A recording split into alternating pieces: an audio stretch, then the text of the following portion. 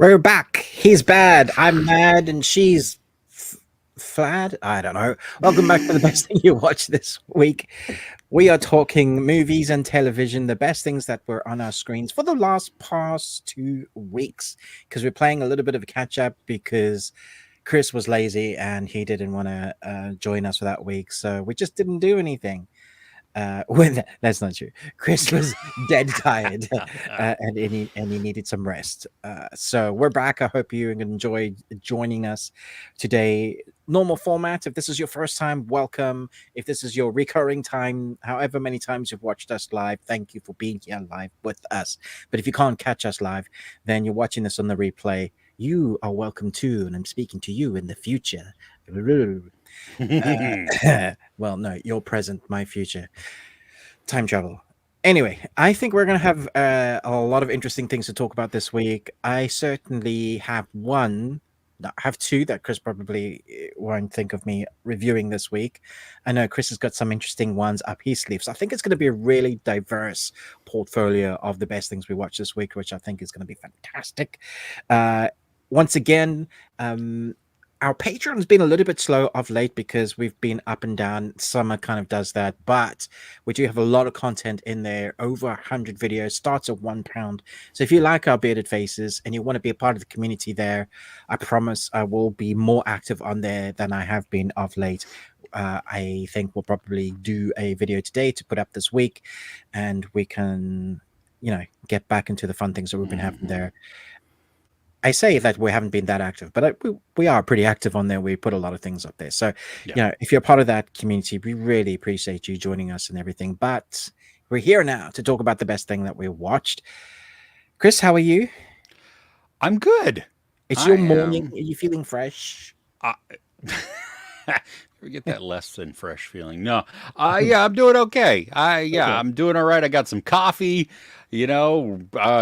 I'm here. I am ready to dive in because it has been a week. Funny enough though, like last week, it would have been a very short week for me because I had been traveling.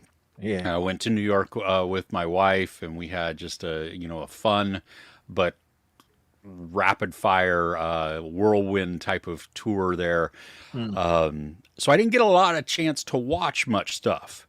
Right. And so anyway, but we'll talk about that. We will talk about that. Yeah. Cool. So should we say hello to whoever's here with us? Yeah, let's do that. We got M King. Hey, you're looking forward to the live. We are looking forward to it also. I don't know what that means. Yeti. Okay. It is a Norwegian Yeti that says hello in Hebrew. Okay, so the opportunity to offend a lot of different people. So okay. Yasi, welcome. What's up? Yes, we are good to be here. Oh yeah. Let's see here. Mode, welcome. We listened to any podcasts lately? I have not. Recently, I've been really stuck on some audiobooks, and I'm loving it. Oh, okay. That's awesome. I listened to what's it called? I think it's called D&D Dads. Oh, that sounds fun. And they basically are their personas. They have these characters that they've created as like human characters, but have been transported with their kids into a D&D world. So they understand everything that is Earth-based, but then are transported into a D&D world, and they stick to their characters. So every week, the shenanigans they get up to is hilarious. You just have to watch. You'll find it quite easily. I think it's fairly popular. But that's like when I'm cleaning the house and you stick your headphones on. That'll help me get through, the tedious house cleaning, which is great. Anything that helps that. Nice. UK cinema history. Really? I'm going to have to look that up as a podcast. That would be kind of fun. Have you heard of that one? Okay. And I'm in the UK, so I should have heard of it. There you go. You should have, yeah. Have you heard of I know why. Sharam wants to know if Alien Romulus is worth watching in the theater. I think we're going to talk about that today. I think we might talk about that film. Yeah. Yes. Yes. Okay. Son of Soils, hey, good evening. Welcome. Glad you could join us. Hello. Run! Chris, hey, welcome. What does that mean? I don't What am I know. missing? Saturday, run. I don't run. Full stop. I might. Full stop. That's me. I might walk briskly with a sway of the belly. You know, I walk that way and the belly goes that way, and then I go that way and the belly goes that way. But you get momentum. You do. Well, once you start, you don't want to stop. It's hard to stop. Yeah, it is. And then once you And stop, turn. you're like, ugh, that the momentous force. We're not that bad, guys. It's just funny. You know, Homer Simpson. I did, or who was it that is his friends? I didn't get to shake my belly like a bowl full of jelly. It's yeah. Well, you know, the chubby unicorns, the rhinoceros, they can turn. They're like one of the fastest cornering animals or mammals. Hippopotamuses as well. They're massive and they can move. They're dangerous too. As cute as they look, those things will just. They're the most dangerous African animal. Forget cheetahs, lions, any of that nonsense. Hyenas. Hippopotamuses kills more humans than any. That's the freaky. tensile strength, the jaw strength of those things. And they don't really have sharp teeth. Well, I mean, I think the front teeth are a little sharp, but they're like fat. tree trunks, right? Yeah, they just smash your bone. Even if they don't chomp down that hard, what they're pushing into you is going to feel great. Yeah, you're not away from that. Yeah. Welcome to National Geographic with Ruben and Chris. It's Saturday, run because the hippo's after you. Yeah, I don't know. Yeah. Oh gosh. Oh, Mode saw Twister last night. A lot of fun. Nice. A lot of fun. Let's see. Try to watch the Indian movie Maharaja on Netflix. Is it new? I'll add it to the never-ending list of things to watch. Yeah, no, that's cool. Okay, Sharam also is keeping us up to date. Premier League is back. Man City versus Chelsea tomorrow. Cool. Sharam, who are you rooting for? I don't care about any of those teams or football. So, I don't have a team. I used to watch Tottenham. Okay. I did watch. You know what? When I was watching Welcome to Wrexham, there was they were showing some older stuff, and when they were playing Eastleigh. What? Yeah. I should support Eastleigh. Yeah. You should. Yeah. Dude. They're the local team. Yeah. Yeah. They're so bad. I don't want to. Still, though, come on. You're right. Maybe I should. That would be fun. Oh, man. Okay. Yeah. Okay. Sharam also watched Despicable Me 4. So boring. But your cousin's kids loved it. Well, that's good.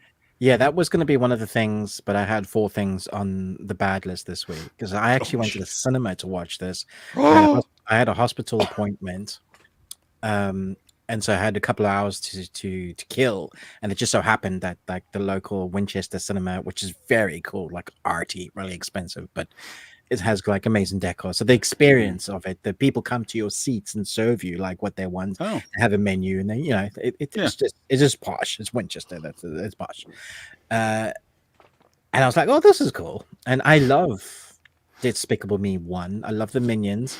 I don't think they should have their own movies because I think they're fun inside the movie, and then you take them outside of that experience, and all their antics become just antics rather than being antics against Gru or something. So so I've seen 1, 2, and 3. Went in 4 with like mediocre expectations, and the cinema I was in it was fairly full, and I didn't hear one giggle from the kids the entire time. Not one. Oh my gosh. Never mind the adults. Yeah. And I thought it was a much darker story than I was expecting for a kids film. Like the themes of it. It was colorful and vibrant and, explosion story. But yeah, like Saram says, I was bored. It was very boring. And that's something Despicable Me should not be. So actually, if you're going to go to the cinema, maybe wait. I know that it comes out digitally at the end of this month and it's still at cinemas. So just wait. 2 weeks. Yeah. It'll be out in digital. You can watch it there with your family, or if you're a big fan of that franchise. Yeah. I said dart gun, not fart gun. Not fart gun. I do like. Why are his you so brew. What? What? I like his brew. Yes. It was great. Yeah. Gru's funny. Well, we will dive into more of Alien Romulus in a little bit. Yasi says, watch the first Alien. So there you go. Ruben, let's should we do our movie quote quiz and question and all that good let's do all stuff? that. Yeah. Okay. So let's see. Going back 2 weeks ago, we had two kind of winners. Nobody got all of them. Apparently, I was a little too rough on certain ones. Chris Retzlaff and Nostromo both got 2 out of 3, but they got different 2 out of 3. So the answers were The Holdovers, Payback, and The Illusionist. Now, Chris Retzlaff was like, well, funny that Paul Giamatti is the theme. Okay, he was in Lady in the Water. Lady in the Water. Yeah, Lady in the Water from M. Night Shyamalan. Yeah. Okay. Which, funny enough, I had watched that movie the week that I did this. So I think maybe that's where Paul Giamatti popped into my head. Okay. Like it was totally subconscious. I did. Funny that. Yeah. I like Lady in the Water. I do too. I wish we would do more of those films. Yeah, the fairy tale type things are great. They work quite well. Yeah. So there were 2 winners. There were well, sort of. Yeah. Sort of. Sort of. Yeah. I mean, they got some, but which is bad, which is fine. I mean, that's fine. These were kind of random ones. No, too. we're not giving out trophies like everyone's a winner. Okay. Everybody sucks then. Nobody won. Sorry, Chris. Ruben said that's Ruben's rules. Just I don't. Maybe they were too hard, and you've been doing this for fired. Yeah, maybe. Well, that could be. That entirely is a possibility. Are you ready for the next 3? Yeah. For this week, the current ones. Okay. Easy. Yeah. Sure. Oh, and now wait. I do have them so you can see them on the screen also. Awesome. Let's see here. Okay. 1 particle of unobtainium has a nuclear reaction with the flux capacitor. Carry the 2, changing its atomic isotoner into a radioactive spider. What the frick? That's 7 movies in 1. Yeah. Mom, do not touch that sock. You lost. How do you lose a rocket launcher? Nice. To jump back into the comments, Yasi said that she answered them, or they answered them all. Oh, maybe it was in like the chat again, and we didn't see it. Maybe. Sorry, Yasi. So Yasi wins. Yeah. Yasi, congratulations. Did you get all 3? Sometimes it like as I move through the timelines, it doesn't always catch everything, or I miss it. So, Yasi, I'm sorry. We're sorry. We apologize. Yes, I blame Chris. Yeah. I do too. Did you get all 3 of them? That's what I. Yeah. You never read my answers. I answered them all. No. Yeah, with sad face. Oh yeah. Well, and they're not Alexander. One of them is an Alexander Payne movie, but Payback and The Illusionist, I'm pretty sure are not. Yeah, but that's okay. Paul Giamatti definitely there. Okay, so you set new ones. Yes, I have. And Run was referenced to Andy in Romulus. Oh, in Romulus. Cool. Okay. Yeah, we will talk about Andy. Yes. Okay. Ruben. Yes. I need to know, what is your question? Oh, yes. Cool. I'm like, what are we doing again? Oh, yes. Okay, so I enjoyed this movie. Most people didn't. It just came out this week. It was the John Cena and Aquafina Amazon action Oh, comedy. uh-huh. But the theme is, or the synopsis is if you win the lottery, and I think it's is it in California that it said? Is it LA? Sure. Sure, whatever. Whatever state it's in. Nondescript Yeah, United States. yeah. Yeah. One of the states. The money that you win from the lottery is like 2.7 billion. It's a rollover. It's a huge amount.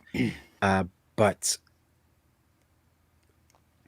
I guess poverty is at all-time high. So Okay. this lottery thing that they created was the MacGuffin that they used to try and mask what was actually happening. So people are excited because if you win the lottery, you win 2.7 billion. But the government also has a way of making it much more exciting, and introduces the purge. Basically, you're allowed to kill the person with the lottery ticket, and if you do that, then you win their lottery ticket. So you by can just killing steal them, it from them. I suppose you could. I mean, that's just what you're doing, right? Am I correct? Not on stealing, they kill them. Yeah, Well, yeah. murder is legalized.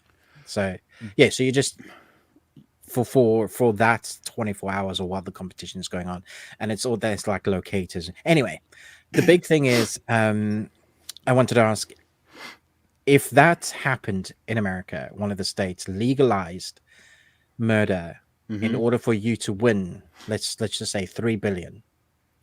So you go and kill that one person, you get 3 billion. Would you do it? But then And that then puts the target on me, right? yeah, it It probably would if you survive until like morning, which is when the timer is up. Then you it's get to keep it. Yeah, last man standing until last the man time is standing. up. Yeah. Well, considering that people don't always stick by the rules, Mm, and so even after the 24 hours was up, yeah. they would probably still kill me and be like, "Hey, I got his thing. Here's his Well, head. Look." there were ways to track, and there were cameras and all sorts of things that were like trying to obey the rules. Also, you weren't allowed to use any bullets or grenades or guns like that. There was the homemade weapons, basically. Okay. Still lots of lethal things that you could see in the film, but Sure. I thought it was an interesting premise because people's morals are swaying further and further down the line, and we only have to look to certain countries where legalized stoning is still legal in their country. You can stone a woman in certain countries In legally. California, you can get stoned. Can you actually? Oh, right. No, nice. I was really slow for that one. Yeah. In Russia, I believe you can legally beat your wife. And she can't do anything about it. So, on that happy note, Oh, goodness. I want to know in the comments. Because, I mean, basically, you kill one person and you survive, and you have 3 billion. Think about all the good you could do. You do have to live with the fact, though, that you killed somebody. I don't think everybody could do that. No, I don't. Yeah. It takes a certain mindset. And I think it would have lasting effects. Mm. You know, that's dark. Yeah. You know, But I mean, funny. that's kind of the question that they were, even though it's a comedy, it's kind of what they throw up about society. Well, and funny enough, I watched a movie that comes out this coming week that deals with a very similar premise, showing greed and what people will do for money. And yeah, so anyway. Talking about weed, I think our neighbors are partaking because Well, I can smell it coming through my. yeah. So if I get happier as the show goes on, you'll know why. There you go. Hey, cool. Hey, Okay. you guys, you're the best. Should we go back to the comments before we Yes, dive while into you're the best doing that, thing? I'm going to swap my battery because something's happening with it. It's Oh, okay. Yeah, Well, I will. not reading well. Oh, okay. Cool. So let's see here. Going back to the comments, Mode wants to know if we've seen Old Man series. I have not. That's Jeff Bridges, right? Am I do want to see it. It looks cool, and I really like just Jeff Bridges. So yeah. I did not know that they were doing a season 2 though. So that's cool. I guess more of a reason to really hop on. Ruben Mode was saying that. Have you watched Old Man on No. FX? Okay. Apparently, season 2 is coming. So it's really good though. So I want to see it. All right, that didn't work. Oh, I'll be gone again. Okay. Well, that was weird. Okay. Chris, you think your movie quote guesses could be a real? I don't know what that means.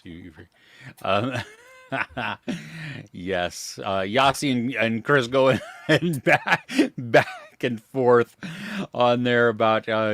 Oh, hey, Yossi, we believe you that you answered it. So we're good there. Yeah, Chris is just laughing.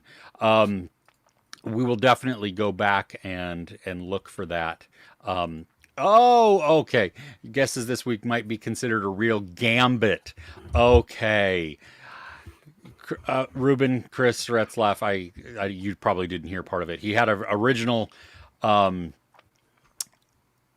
He had an original comment, and it looked like it either got cut off or whatever. But he said, "My guesses this week might be considered a real gambit," and I'm not going to comment any further on that. Nice. But okay. Oh, wait, Badger. Hey, welcome, Badger. Good to see you. Robot Ruben, what type of battery do you use to charge yourself? Atomic power cell? Unfortunately, I'm not that upgraded. I use these types, and I just threw 2 away because they were saying charged, and I put them in the camera, and they were not. So those 2 are done. Yeah. That's not good. Yeah. I also have to throw them away far out because they cause a mini nuke. Yeah. Niket, welcome. Yes, I have seen the finale of Presumed Innocent. You did it. I did it. Yes. You did it, R2. Yeah. The killer was not anywhere near the top of my list. It was like a slight possibility, but it was like, oh, wait a minute. Hey, Watch it. I like you, dude. You need to. I enjoyed that. Also, a bit of news: Peter Sarsgaard said that he is not returning for season 2. They talked about how season 2 is going to be a new case, different people, the whole thing, and so I guess it's maybe not going to. I don't know where it's going to take place. I didn't realize that Jake Gyllenhaal would probably return. I'm not sure that's a good choice because he was not a likable character in this. No, he wasn't. Yeah. So you can't really have him in there. I think if you keep Bill Camp, I'm down. But anyway. Bill. Yeah. All right. So Yossi is going to be throwing down with Chris Retzlaff there. Okay. Let's go to the best thing we watched. Okay. What do you want to talk about? All right. I will start with a movie that's an easy 5. And anybody that argues with me that it's an easy 5, you're wrong. And I don't often say that about film because people's opinions are subjective. Mm-hmm. Art is subjective. However, this film is not. Okay. And I'm not talking about Aliens, Romulus. That's not the one I'm talking about. First, today is a film I've never seen. And Chris, you've been trying to get me to watch this for years. And I finally saw it. Can you read what that says? 12 Angry Men. Yeah. Yes. Yes, dude. I was so surprised because I honestly thought this was going to be slow and boring. And it's black and white. It's 1952. It could be a stage play. It probably was. It's all set in one room. It's after a court case. And these 12 guys have to go and deliberate the outcome of a young kid, an 18-year-old, who, if they sentence him as guilty, he gets sentenced to death. And so the consequences are big. But what plays out in that courtroom is just one guy willing to to just say, hey, I'm not quite sure. He could be guilty. Just one guy. And then they start talking. And through the film, you get to know each of the 12 men. And by the end, that is that person. That is that person. The characteristics of each character was so well defined. I was astounded at how much we get to know the characters by who they are as people.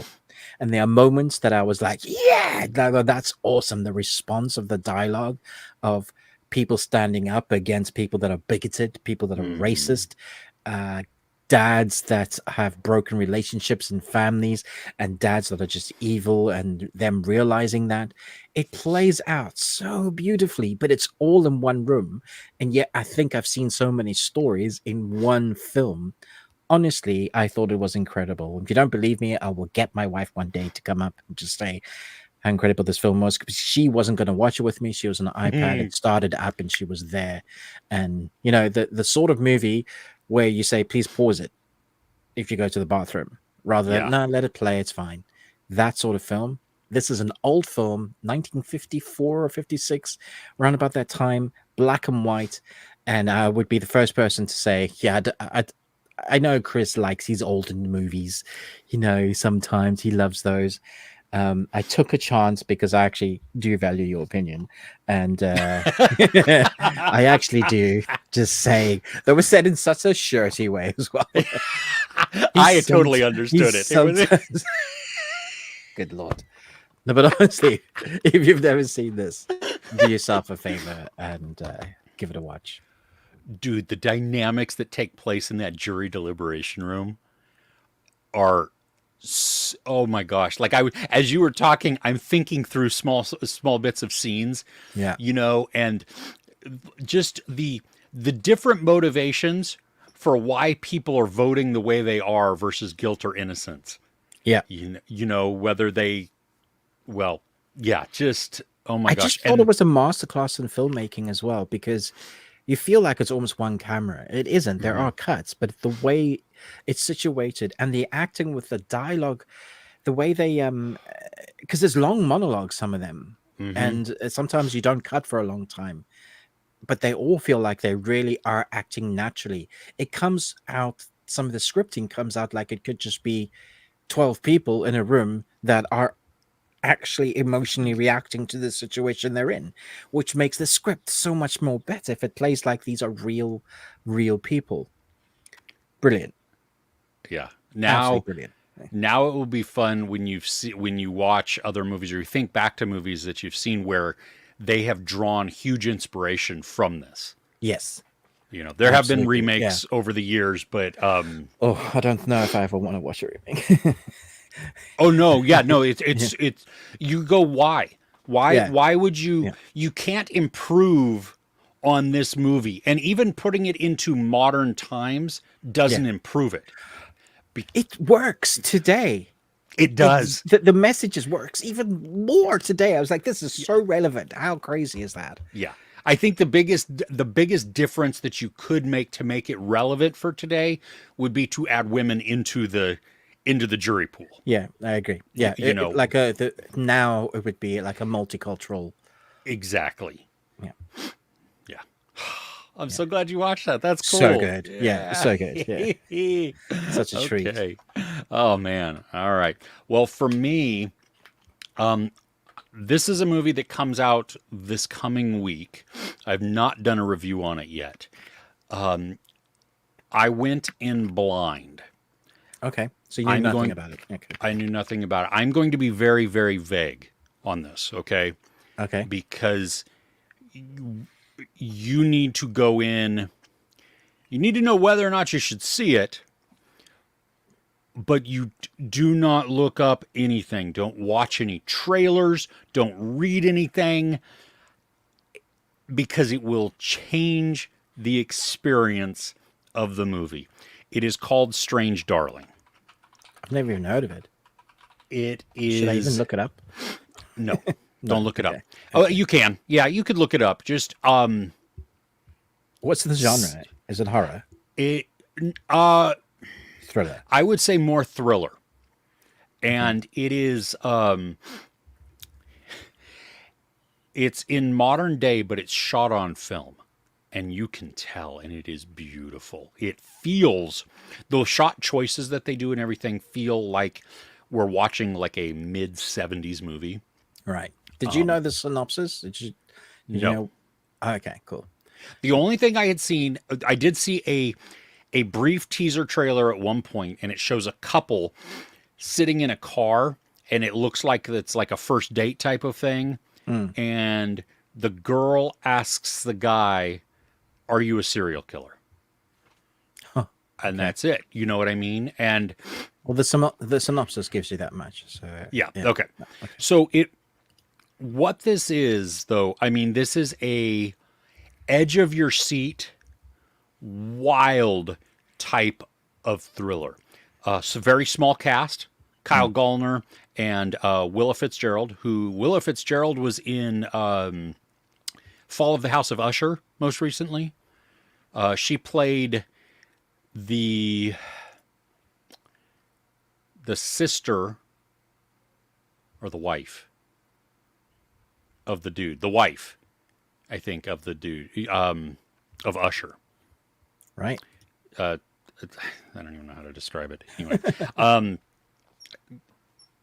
yeah. Anyway, and Kyle Gallner, who has been in, he's actually been in several movies this year, all that look kind of dark and everything. He was in Scream 5, Scream, where he was the dude that was in the bar who had the car and got killed pretty quickly. I don't know. I didn't really like not about his performance, just his character was ill-defined in that one. So anyway, has nothing to do with this movie. He's brilliant in this movie. So is Willa Fitzgerald. You also have Barbara Hershey and Ed Begley Jr. And there is a moment in this where Ed Begley Jr. is preparing some food, and out loud I said, "Good God." It's not. Anyway, this movie is beautiful and twisting and edge of your seat. And for me, 5 out of 5. It is. Now, I think, though, because it has some unique characteristics in the way that the story is presented, I think if you change that presentation style, it removes some of the ingenuity, some of the storytelling.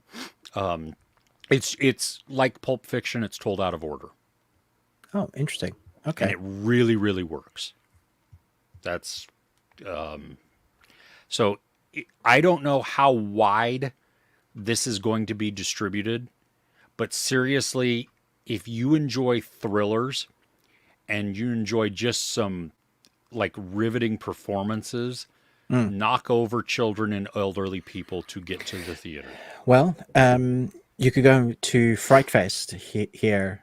It will be showing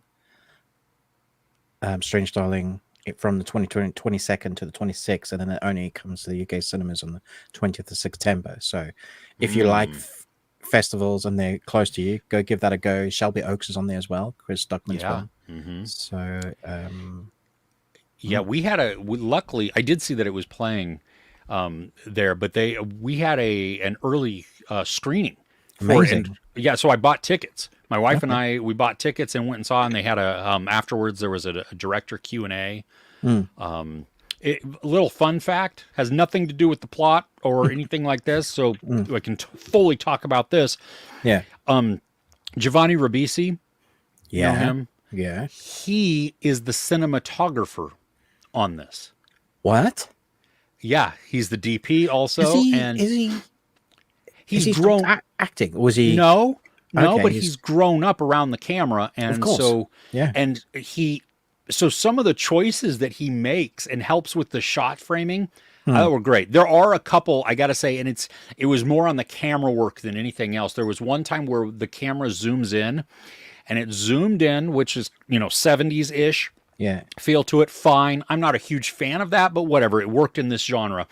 And it zoomed in, and then it stopped, and then it zoomed in just a tiny bit, and it looked like a mistake. at that point that they had kept in. I was bummed about that, but because it was shot on film, it was they either could retake that whole thing or you deal with it as it is. Yeah.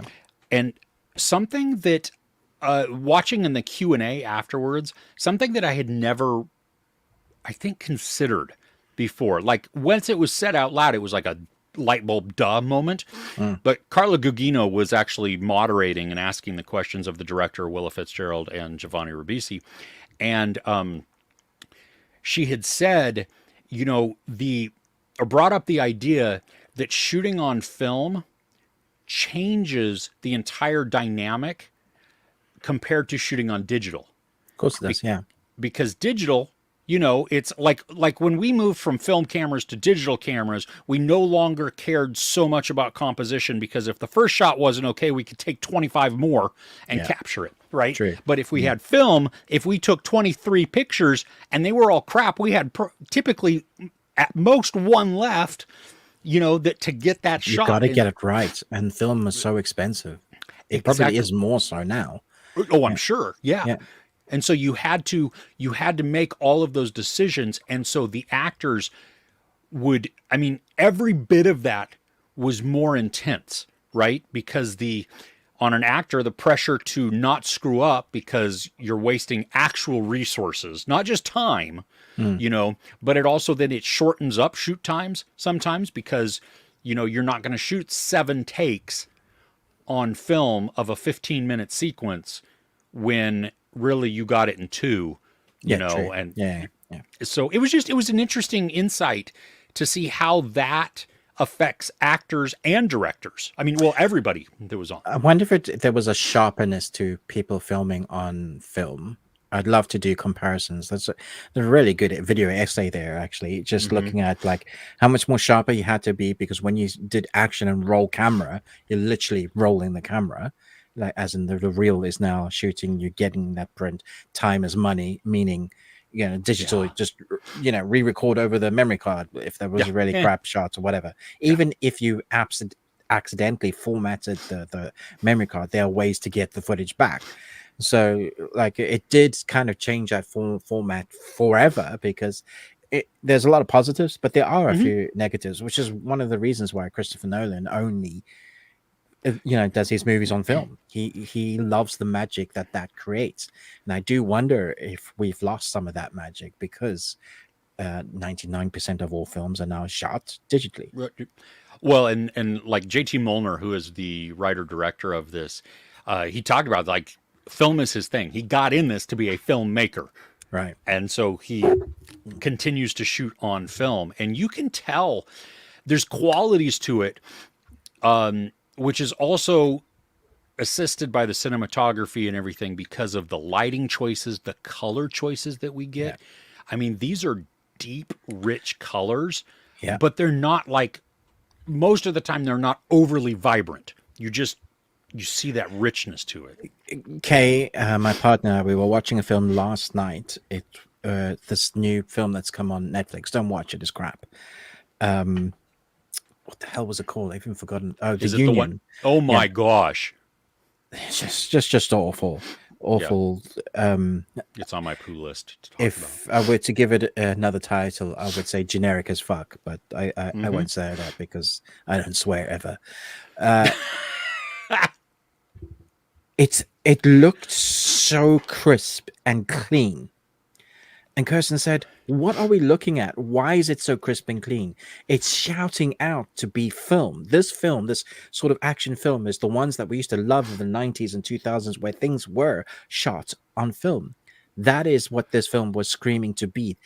Every now and again at a night shot, we had the cinematography that looked like the neon colors, and it's like, that's cool. But most of the film was so clean and crisp, it was too much. I was like, I don't like it. It's making me feel yuck. Like, it was shiny, right? It was gross. It was like Disneyfied. Yeah. And like there was a scene where they had Jackie Earl Haley, or Jackie Haley, or whatever his name is, in their building, and there were some other people as they were going through it, and I'm like, dude, this doesn't even look natural. It just looks so like sterile. because of how it's horrible. Yeah, And I've seen films like that come recently. I've seen a few at cinema, but it's very rare. But those ones that like get dropped on Netflix or Amazon or Prime Video, Apple, Yeah. some of those are so TV-fied. Yeah, You're just like, oh, yeah, I'd be pissed if I paid for this at the cinema. yes. Yes. Okay. Cool. You want to go back to the comments? Yeah. Okay. Let's say hi to everybody. Okay, let's see here. Let me find where we left off. Hey, crochet a while and listen. Welcome. Glad you're here. Best thing you watched this week was Umbrella Academy rewatch and then the new season. Did you start over from season 1 or did you just watch season 3 and then continue on to season 4? Curious. Ruben, you enjoyed season 4, right? I loved it. Yeah, I thought it was great. Okay. I have not seen season 3 or 4. It's been very divisive though this season in particular. A lot of people hate how it ended. I thought it was really brave of them to end it like they did, and honestly, it's the only way that I think they could have ended it. There's a relationship storyline in it that a lot of people didn't like. I thought it added weight to it. So, like, I'm total opposite of what people are saying. If you watched the 4th season and you switched off when the credits started rolling, mid credits, there's a scene that changes things. Really? So, Oh. yeah. Okay, that's kind of dangerous. Yeah. To do on a ending show. No, it makes sense. It's like, and this is probably how it's gonna happen now. Oh, It I doesn't I just meant like waiting through, doing mid credits. Oh yeah.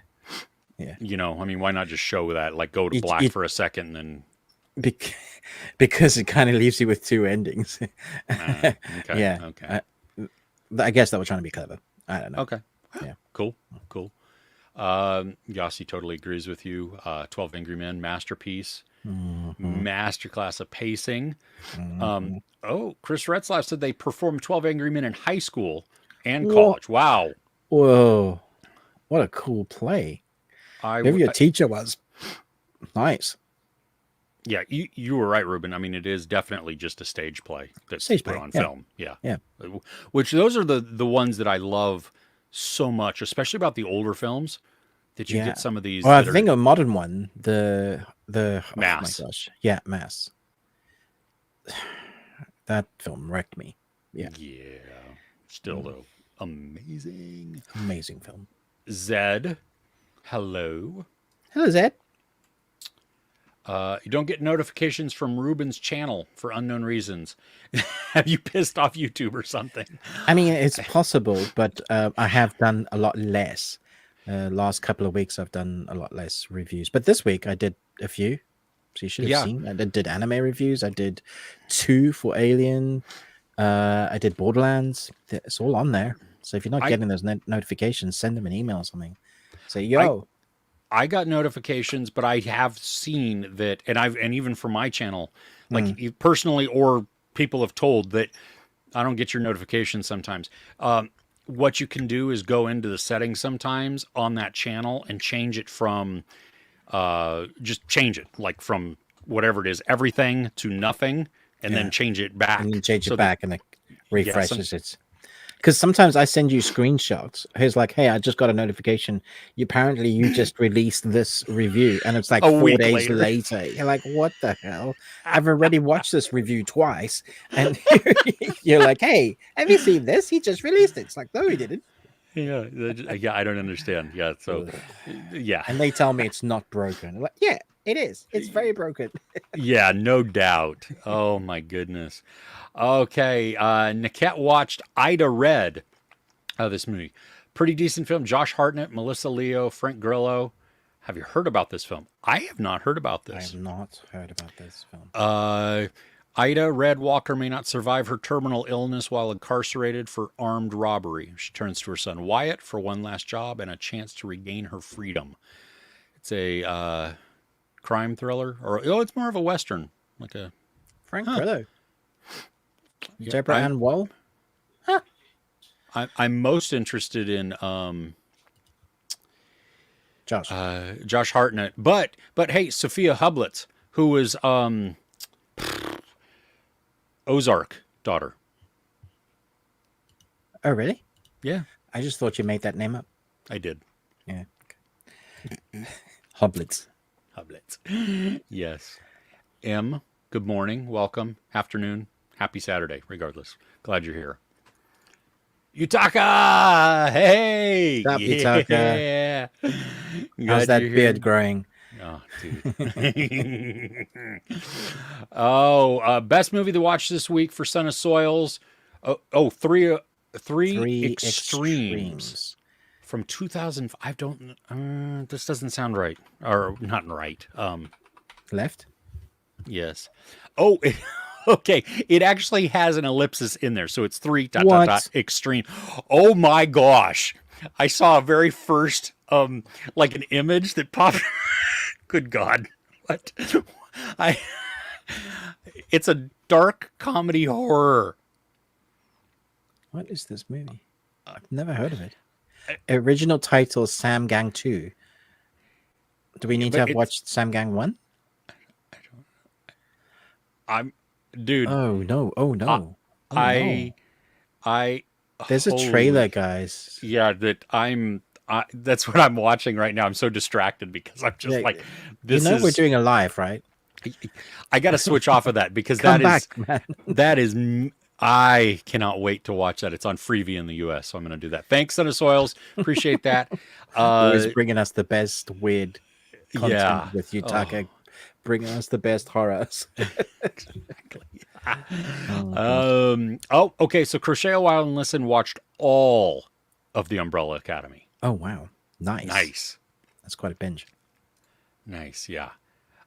What was the best cameo in Deadpool and Wolverine to you? We're far we- enough out. I think we can talk I think about we're far enough. Yeah. Yeah. The internet has spoiled it, like even before it came out. Okay, so just a warning, guys. If you haven't yet watched Daredevil and Wolverine, that's okay. But you Deadpool. may want to Deadpool.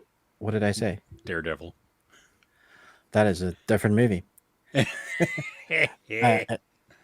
Deadpool and Wolverine. And then come back in like a minute. Yeah. I guess. Yeah. Yeah. What? Uh, Who for you? Oh my gosh, there were so many great ones. I think Blade. Seeing Wesley Snipes back as Blade, Mm-hmm. I was just like, and then he uttered the line, We all the went iconic line. Yeah, in a Disney movie. when another Blade movie is supposed to come out. Oh yeah, no. I Oh. was talking about some motherfuckers always trying to ice skate uphill. Is his Oh. iconic line at the end of Blade 1 when he finally kills Deacon Frost with terrible CGI where Deacon Frost explodes into Tomato Man. I don't remember. Yeah, but that. Mahershala Ali has been wanting to be Blade for the last 5 years, and that project has lost like multiple directors, multiple writers, and even Ryan Reynolds has said we want one more Blade movie for Wesley Snipes to finish his trilogy, because the third one, which Ryan Reynolds is in, Yeah. Blade Trinity, yeah. And I don't know if you've seen that movie. It was shocking. I don't think at that point anybody wanted to be there for that movie. But the first two are brilliant. I actually prefer number 2. Okay. I don't remember either of them very much. It's been a long time since I've seen them. Yeah. I saw this. Ryan Reynolds had tweeted it because I do watch Welcome to Wrexham. I'm not fully caught up yet, but Paul Mullen, who's their scorer, I guess, in the scene with the multiple Deadpools, Yeah. there's one that is wearing Wrexham colors and a Wrexham badge. It's actually Damn Paul it. Mullen in the thing. I missed that. It's so cool. It was yeah. So anyway, there you go. Yeah. There are cameos that were there in the Deadpools I didn't even know That you were didn't there. even know. Mhm. Like his wife, Blake Lively, Yeah. is the Lady Deadpool. Lady Deadpool. Like, I only found out that late. Oh, I figured that, but it was confirmed when I watched the credits. Yeah, that was so cool. Yeah. Also, the guy that is everybody's favorite that basically stops basically stops the madness from happening. What's his name? The character that he was in Deadpool 2. Is it Ben Paul? What's his name? Generic office dude that is part of the superior team with Oh, no superpowers. yes. Peter. Peter. And the film is dedicated to him in number 2. But that's mostly because of what Peter, the actor, has gone through with his life. He lost his child, and Oh, really? yeah, it was really sad. Oh, But yeah, everybody just kind of, and he's such a lovable dude in real life, apparently. So hmm. I love the fact that he was included in this, in the way he was. It's fantastic. Gambit. If I wasn't gonna say Blade, I'd say Gambit because I've been wanting to see him do Gambit. Now, people had issues with his accent. You're wrong. He lived there. That's what the accent you're hearing is the correct accent for that character. Like, you're just plain wrong. Sorry. Just do your own research on that and you'll find out that that's actually correct. Well, and it was so close to what was done in X-Men 97. Exactly. Yeah, I thought it was great. I want to see him do a I do Gambit too. movie. I would love to see him. I thought the sequences with him were fantastic. Yes. Yeah. Cool.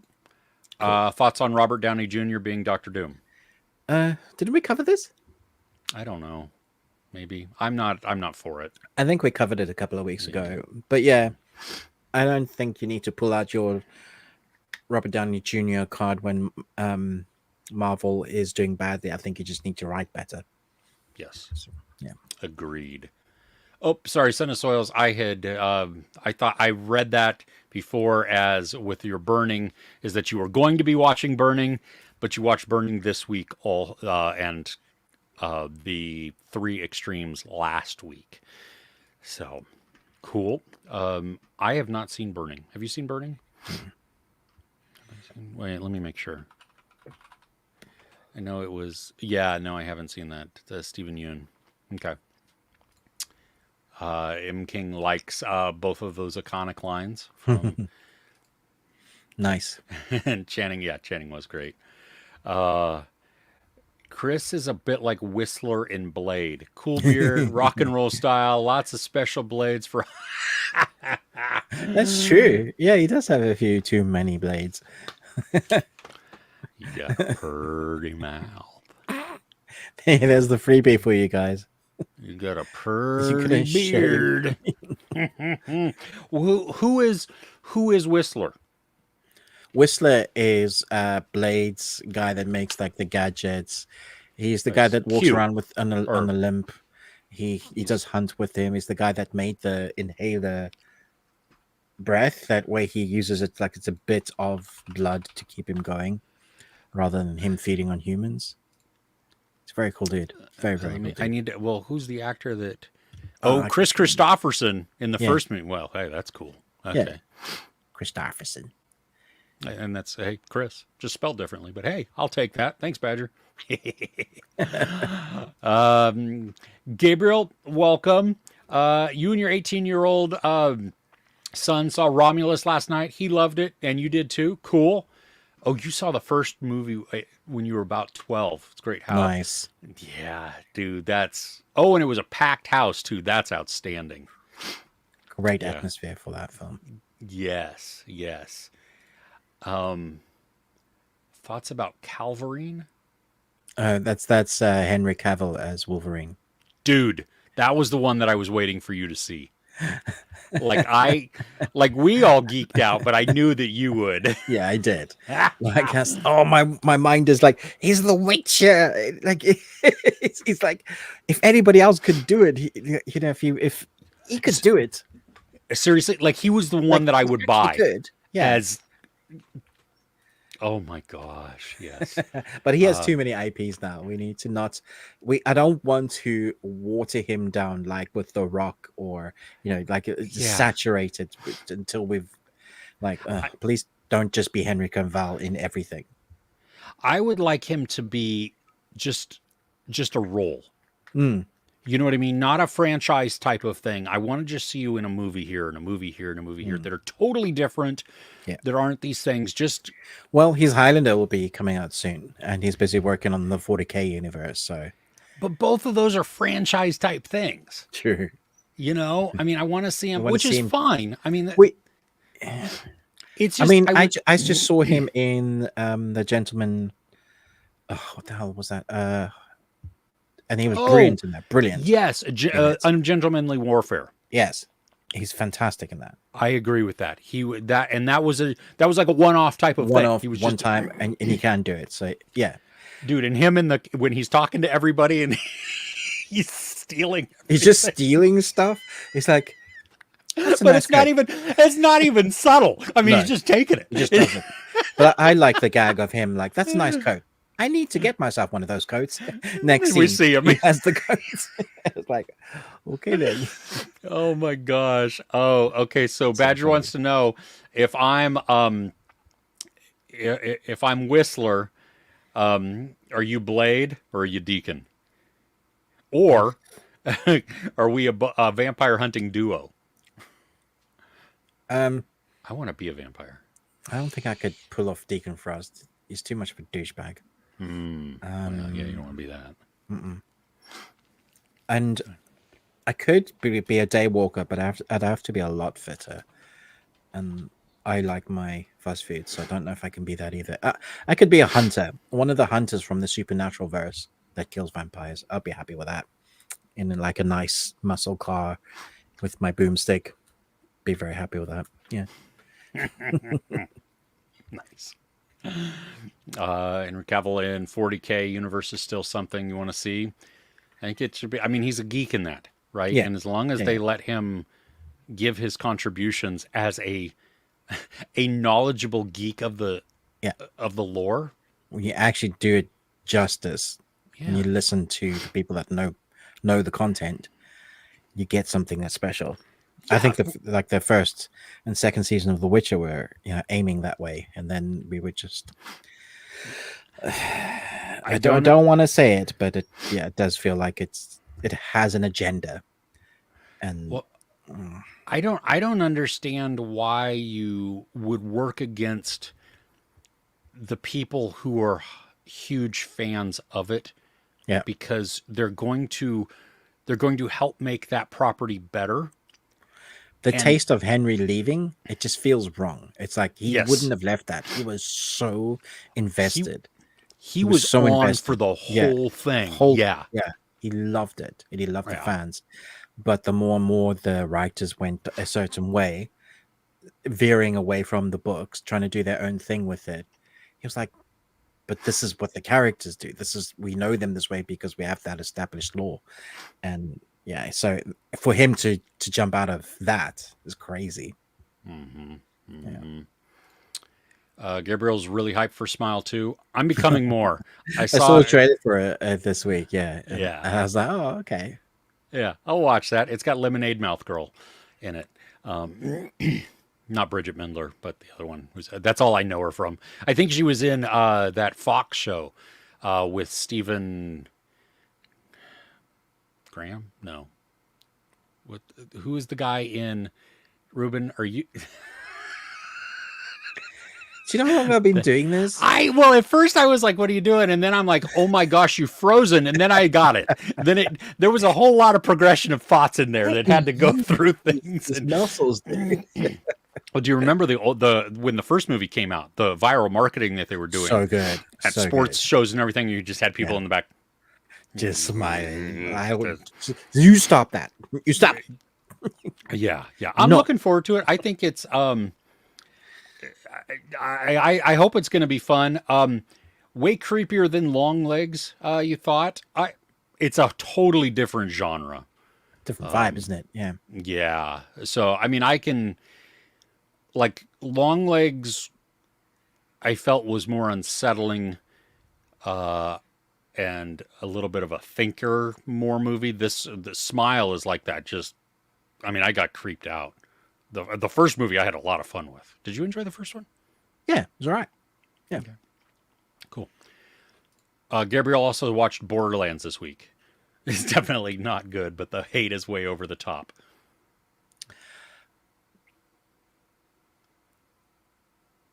I You're not don't gonna. know how to. I don't want to offend anybody, so I'm not going to respond to that comment. I'm going to I take the fifth. I have not seen it. Once I saw that Grace Randolph was the one who actually ruined the 0 Rotten Tomatoes score, I was like, oh, I'm glad I didn't go and see that. That makes Does me she feel like better. the movie? She did. She was the first person to give it a fresh rating. That says everything. It does. Yeah, right. It Oh makes no my sense. gosh. It was at 0%. Like Yeah. everybody across the board was like, "This is do not see this." And I Maybe that's just smart marketing from her because it gets her way up there. Everybody's going to be talking about it. Well, there was a In, guy. There's another guy, Adam Reviews Movies on YouTube. mm, He did the exact same thing, except it was the opposite way for Godzilla -1. Like it was 100%. Everybody was loving it, and he comes in and he's like, "This was boring. It was stupid. It wasn't a good movie." And a lot of people thought that he was doing that. Like he was the first person. He to broke be it the out of one to do 100%. that. Yeah. Yeah. And so Yeah. they thought it was more of like clickbait or, Mm. audience baiting, something like that, which it could have been. I mean, I listened to his take and I was like, dude, I think you're way off. I'm not sure you were even paying That's not a attention to take. the movie. Yeah. Did you watch Yeah. the same movie? Did Yeah. you maybe watch one of the original black and whites and thought it was Godzilla minus one? Yeah. It was weird because this one, I mean, I don't know how anybody could walk away from this movie. Well, and it doesn't matter if you liked it or not. That's not to say though that this one didn't have like connection with people, with the characters, with any of First that. hour of the movie is established just on people and connection. Dude, I have never cared about humans so much in a Godzilla movie before this one. Normally, you just want Godzilla to squish him. You know? Absolutely. Yeah. And it was still cool when he did. I mean, Yeah, that was fling. yeah. All right. Shiny. What's that? What's that? Nice. Juice, good day. Hey, Jesus, yeah. Good day, mate. Good day. Oh. Which part of Planet of the Apes series is your favorite and why does it stand out to you? Mode wants to know.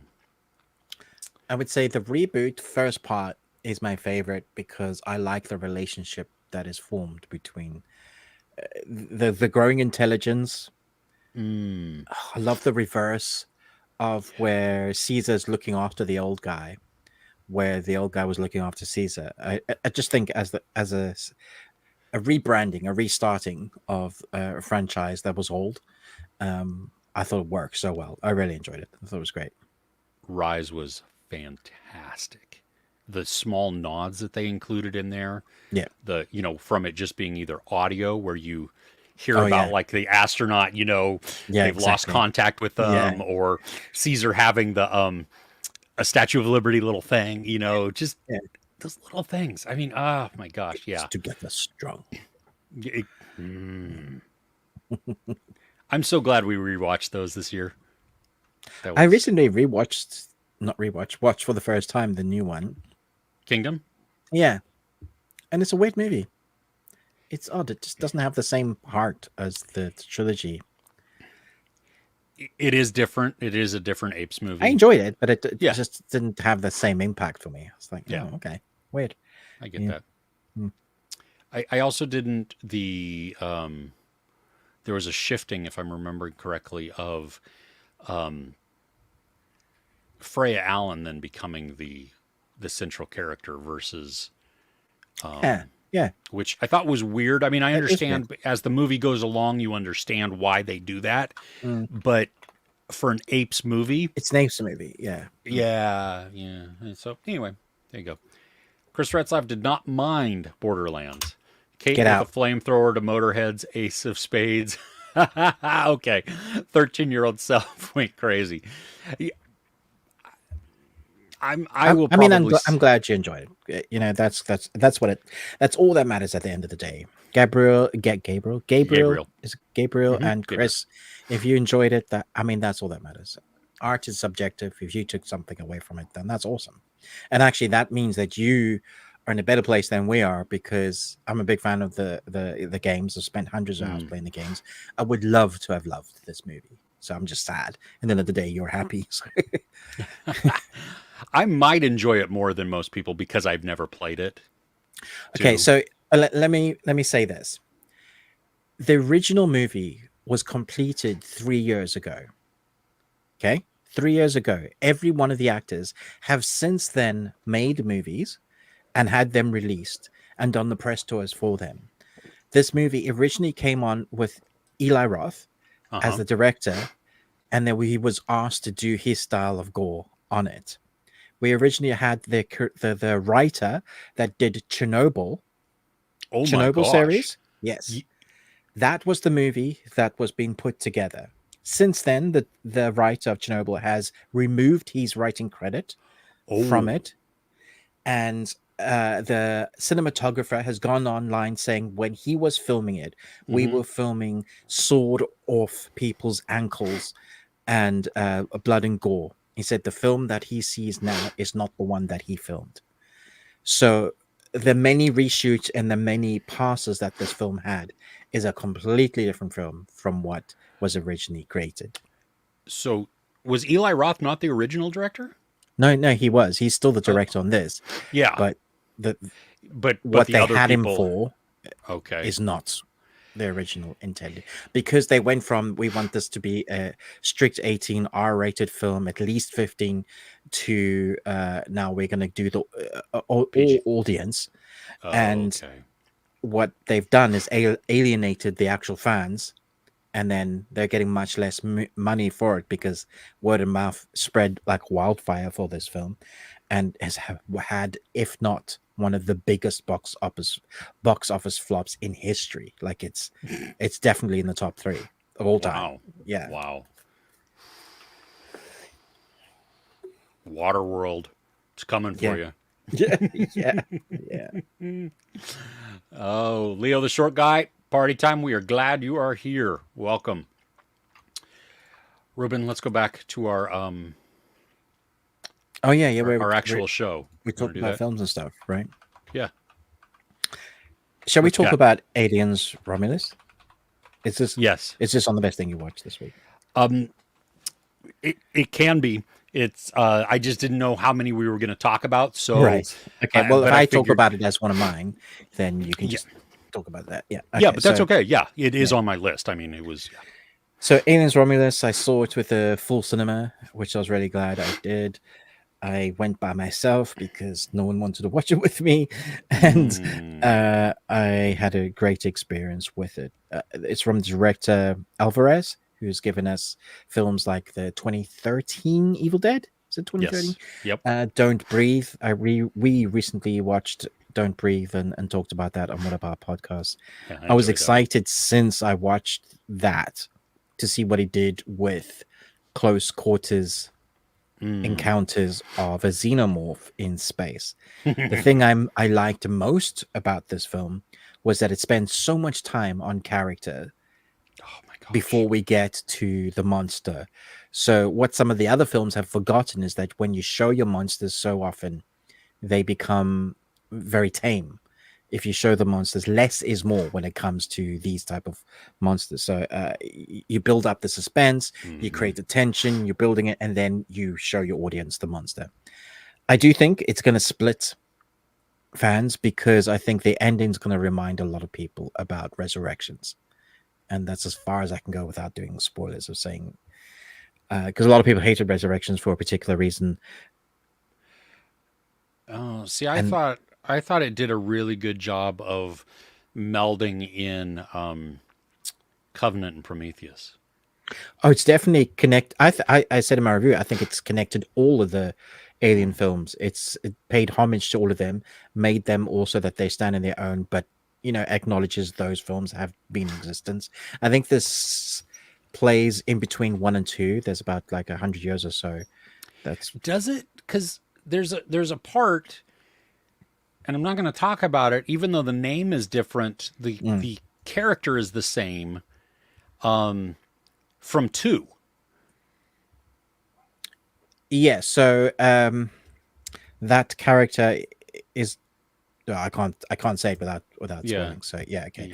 According to IMDb, Alien Romulus is set between the first Alien, which took place in 2122, and Aliens, which took place in 2183. Apparently a lot happened between those two movies. I don't know. Yeah, maybe that's just continuity is not correct. So, I mean, it is a different name, even though the character is the same. So maybe it was just a duplicate. Anyway. yeah, Okay. maybe. Maybe Anyway, I have like th- there are moments in Alien that I will always remember. Chest burst scene, it comes to Oh, mind. yeah. Just incredible. Aliens, get away from her, you bitch. Mech fighting scene, for hallway scene. They're in the vents.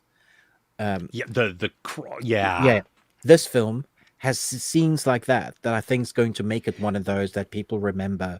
That, do you remember that scene? The film will be talked about for its moments that make things that we know are in the Xenoverse, but took something that we thought couldn't be done scarier. And it's not just because they've made it bigger, but made it creepier Yeah. and used your own imaginations. Like, Yeah. because we've always known that the xenomorph is crazily scary because of, I guess it's just the ultimate weapon, and even when it's dead, its blood will kill you. Dude, there Right? was a scene where I was like, oh, that whole scene though, the whole scene. I Like, really want to go watch it again, and I never do that with films. I I want to go back. I told I can't even say it because it's a spoiler. It's spoilers. It's hard to talk about this film because you want people to enjoy it. If you've seen the trailer, there are moments where they show certain creatures. You know, in a film, you're going to get in an alien film, you're going to get a xenomorph, you're going to get face huggers, and you might have interpretations on the art. And I don't think it's a spoiler to talk. I mean, we see like in the trailer, you see the face huggers coming at you fast. Yeah. And for the first time ever, these are, for me, these are a terrifying premise. You see, I was terrified of them when Sigourney Weaver was stuck with them. So she's sleeping, someone closes the door, and they break two of them out, and they're in there. And I thought that was such a tense scene that creeped me out, man. It is, but think about how they move. You know what I mean? Like, they were quick, but you just see them like skitter around a little bit. These things now, we actually get to see them still for a moment, and the way they react and behave. And dude, like I said, I watched 2 spider movies this year already. I'm scared of spiders as it is. So these things. Yeah, this was nightmare fuel. This was just, I mean, and I loved it. I mean, that's the thing, because Alvarez did such a good job with presenting these in different forms and different, not shapes, but I mean, in different presentation styles and different statuses, that it allowed you to see nuances in the creatures, which then can make them more horrifying or deadly or scary or whatever that happens to be, you know, versus just the little thing that goes squish in the night. I want to go back and watch all of them now. Like I'm so in the mood for more Alien first. If you've never played the Aliens games, the Alien game, Covenant, the one, Marine, right? Isn't there no, not that one. There's one that won the awards for all the sound design. And you're a gamer, give this a go, because it will. Alien Isolation, that's the one. And I think the story is Ripley's daughter or something. So like it's like in the verse. Alien Isolation, a survival horror game developed by Creative Assembly. So you know it's fairly decent. Give it a go, because it has that same atmosphere, man. Those sound effects. You are looking in your living room, even though you know you're not there. Creepy as heck. Nice. I haven't played it, but there's a couple scenes. One in particular, that gravity and the filmmaking. Good Lord. That'll be one of my favorite scenes ever, I think. Ever. Forever. Like, yeah. Now, even like going not in this scene necessarily, but outside of that, there was one that as the ship, we're seeing it outside and as ships rotate and everything else, and we watch them inside and then outside and all this stuff. Like, I was so immersed in it that I actually was starting to feel a little bit of motion sickness. Oh, I get that. There's only two other films I can think of that have done that with space for me, and that would be Gravity, the whole film, and Event Horizon. There are moments in that where you feel the drop when they use gravity in a way. I have to say, I have to applaud Alvarez for his authentic space stuff, because there's so many films, Star Wars even now, having flame in space, like nothing. Here, it just felt like if we were able to be in space and like this is how it would be. Even though probably the science doesn't make sense and whatever, it just felt real. It felt right, except for what you pointed out. And now that is always going to be with me. Damn it, Chris! You can't unsee it once you do. I mean, why did you have? You could have left that out, dude. I could have, but it bothered me, so I wanted everybody else to be bothered too. Always see that now. Yeah, there's when they go onto this ship, which is the entire premise to get where they're going, and that's where they encounter the aliens, the group of people. It's established, because it's just been floating out there, that there is no gravity inside at the moment. Cool. They figure out how to turn on the gravity. There's different things with gravity in there. But we get to see different rooms when they walk in them. And one in particular, and I wouldn't have noticed it so much except the damn camera focused on it. Like it went, there is a beaker sitting on a table in a lab, and it is filled with liquid and then a stir. I'm totally fine with that. And actually, when I brought this up to my kids, they were like, well, it could have like a little base on it that's keeping it attached to the thing. And I'm like, yes, but what about the liquid? There was no lid on it. So in zero gravity, I'm pretty certain that liquids go all over the place. This one did not. Then there's another one. All equipment has like magnetic seals that it'll always go when things come back down and face one way. But that explains that. No, there was no lid on it. What do you do with? I can see the beaker coming back down and sitting right side up, but the stirrer and the liquid should be somewhere else on the floor when gravity hits. I can't explain this. Scientific. You can. Yeah. Okay. An extra will come running. Yes. Okay. And you go, play. Action. Action. And then there's a wet floor sign that's sitting in a hallway, and it's like perfectly upright and everything. And I'm just, these are not. You see, what boggles my mind is like the amount of times that the director and the editor, the cinematographer, would have sat through the final piece, and missing that.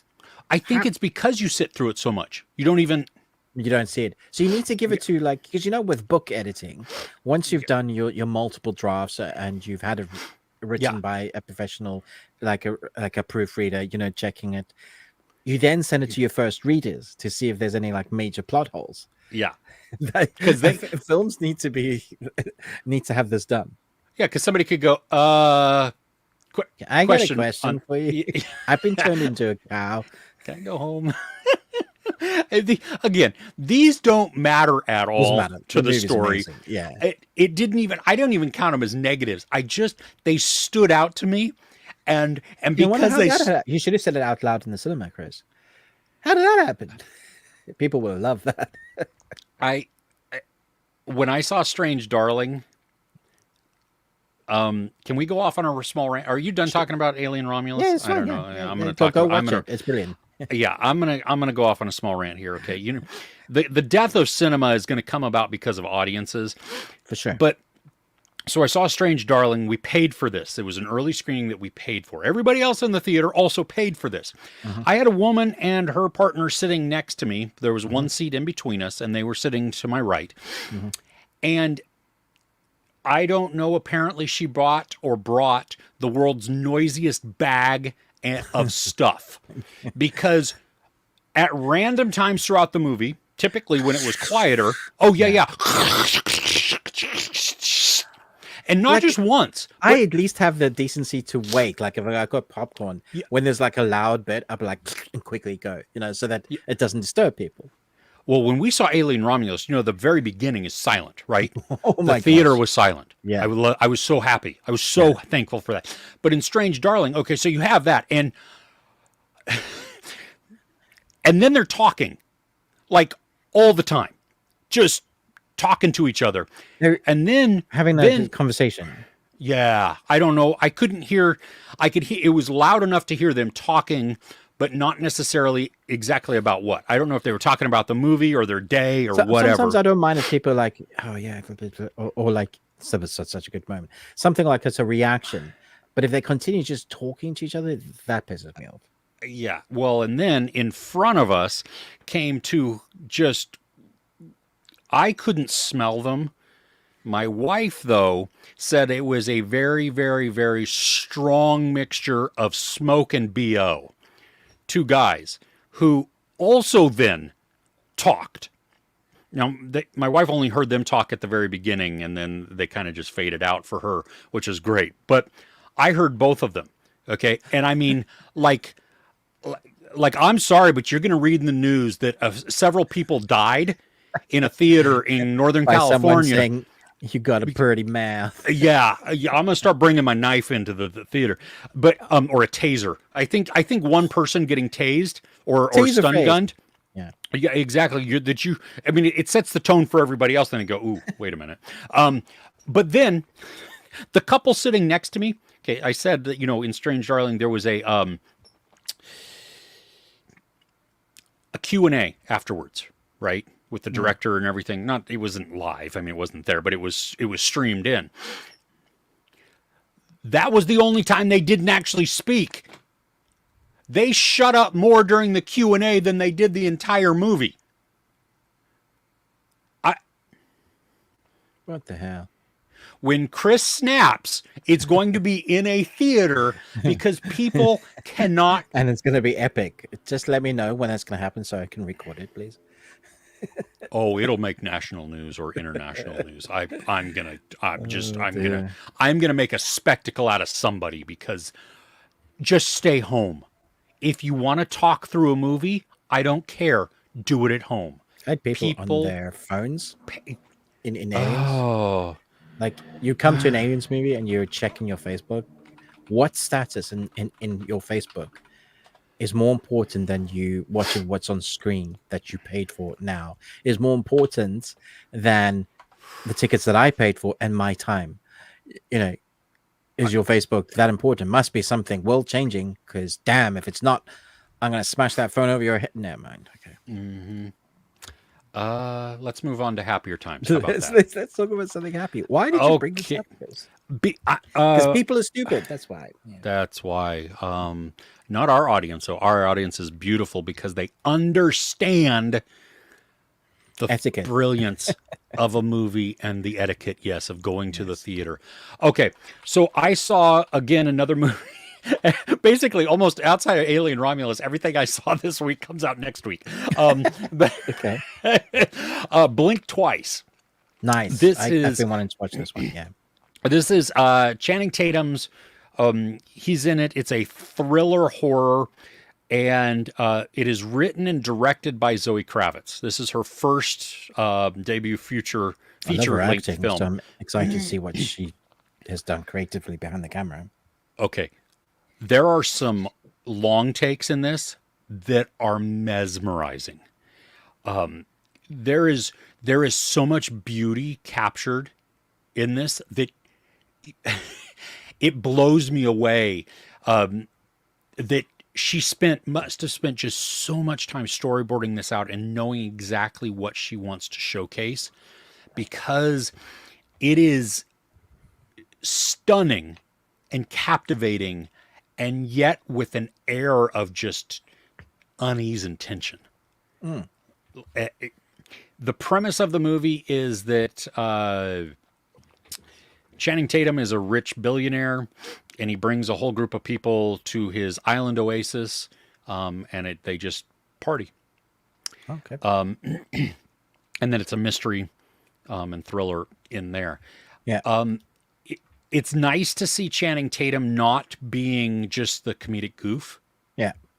I mean, yeah, he's done that before. I mean, he's had other roles where he's not the comedic goof, but he does comedy so well Yeah. that you tend, I think we all tend to think of him more that way than anything. But he's wonderful in this. Let me pull up the rest of the cast because they are. There's another one who's actually the star of the film, Naomi Ackie. She plays the character Frida, and oh my gosh, she is, huh? I was just going to ask about atmosphere of the film. It looked very atmospheric. It is. It is. It's a an. It keeps you off kilter by design, because it's this bright and beautiful environment, and just it's lavish, and you have lots of white. Like white is a theme of the dress and the costuming and even some of the set design in this, and then it's starkly contrasted with different colors from there. Okay. Beautiful. They so you have Naomi Ackie. I mean, she has this this longing, this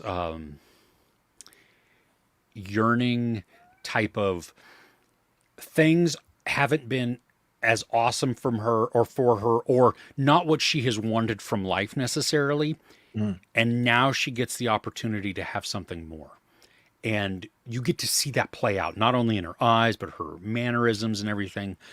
But she's not an idiot either. That's the thing, that she's not just stupid, happy-go-lucky, and it's like, whatever. Hey, look, that person is sketchy. I'm going to ignore that. She's aware. You have Christian Slater, Alia Shawkat, Simon Rex. Haley Joel? Haley Joel Osment, Audrey Arjona, Liz Carabell, then like a couple people that I wasn't really sure of, or that I have not seen, but Gina Davis and Kyle MacLachlan are in this too. Crazy cast. Yeah. Dude, this is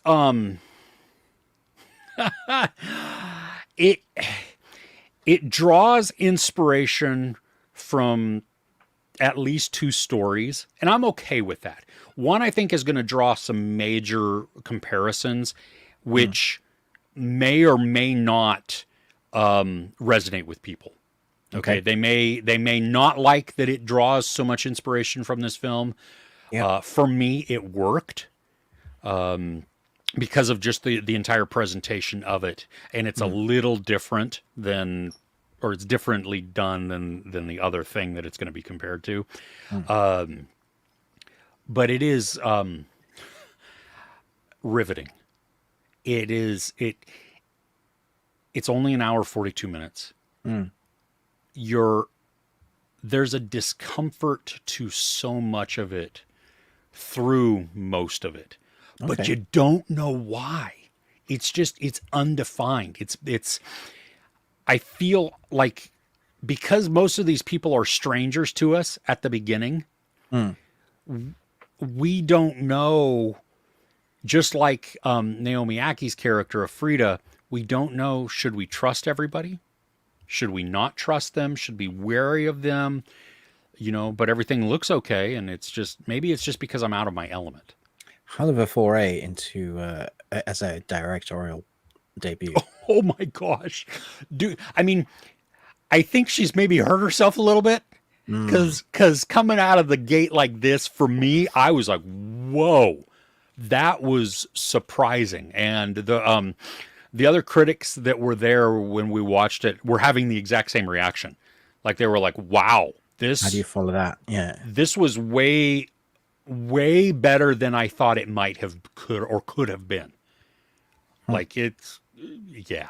So... Okay, you got me really excited for that one. Yeah, so both Strange Darling and Blink Twice come out this coming week in the U.S., I think UK worldwide, as well. Hopefully. Yeah. Oh, good, because this is another one of those that you can't, both of them, you freaking got to see it like opening day or stay off the internet or whatever. Because you got to avoid spoilers, because there'll be a big spoiler for this. Okay. Yeah, for both movies, and it's going to be terrible. I mean, you don't want to. You just Right. Good. Good job. Yeah. Should we talk a bit more before we go back to the comments? Yeah. Yep. So I watched The Watchmen. Well, actually, it's just called Watchmen, Chapter 1. It's the animated version of the very much beloved and celebrated Alan Moore. Is that right? Alan Moore? Mm-hmm. Mm-hmm. I think it's Alan Yeah. Moore. Yeah. I've read the graphic novel to Snyder's, Watchmen movie. Now, I would say if you haven't watched it yet, I will only watch the director's cut of Snyder's again. Obviously, like it's a thing. His director's cut includes the Black Freighter, which is a story that's inside of that's animated in the movie. Okay. I was surprised that in this chapter 1 they include that in this, but it works really well.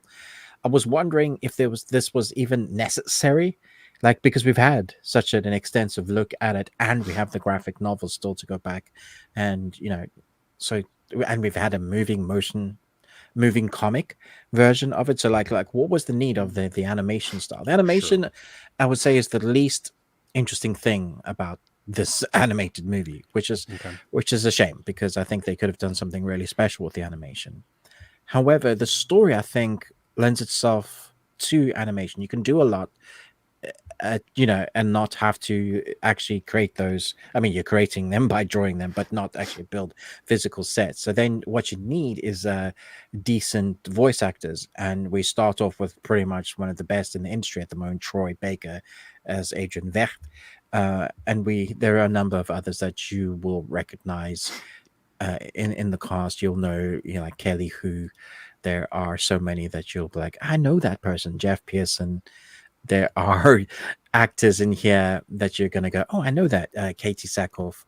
There's just a really great voice cast. So I would say between the voice casting and this first chapter, it does enough for me to go, yeah, I really enjoyed that. I still don't know if I warrant it existing because it doesn't do that much else that we have seen. So the new stuff that I haven't seen already portrayed, whether it's not on the motion comic or the film that's the director's cut,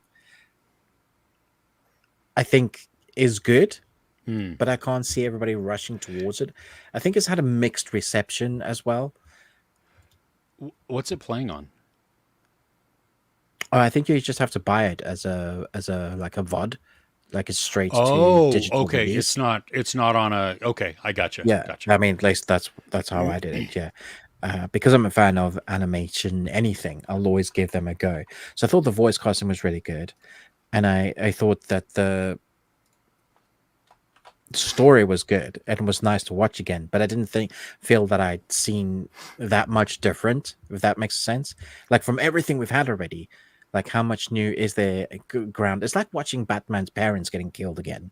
You know, how many times do we have to see that represented in film until they're like, we can do something else with Batman, surely. It's like, do you remember when Batman's been Joker must probably the reason why he went mad because he'd heard the story told so many times. Yeah. Seriously. It's so like I've seen so many versions of this. Like how as long as you're showing me different, you're doing something different with the story, then I like it. And I think there is enough there for you to be enjoyed, but I don't know that you won't want to spend 10 quid or 15 quid on just the chapter 1. Maybe you want to wait until chapter 2 is out next year. Okay. And then buy it as like a one story, a dual type of thing. Yeah. Okay. All right. I'll briefly talk about. This is one I saw last week, and it's Cuckoo.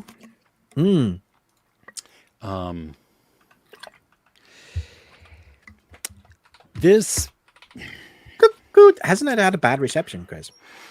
It's had a mixed one.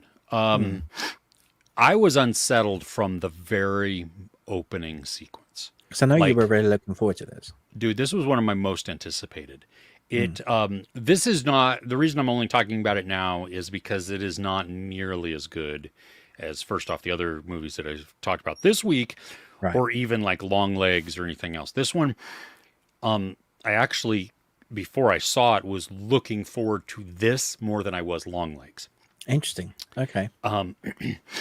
It's it's creepy. I mean, it's atmospheric. It's unsettling. It, like I had said in my review, it made me think of instantly a little bit like Wicker Man.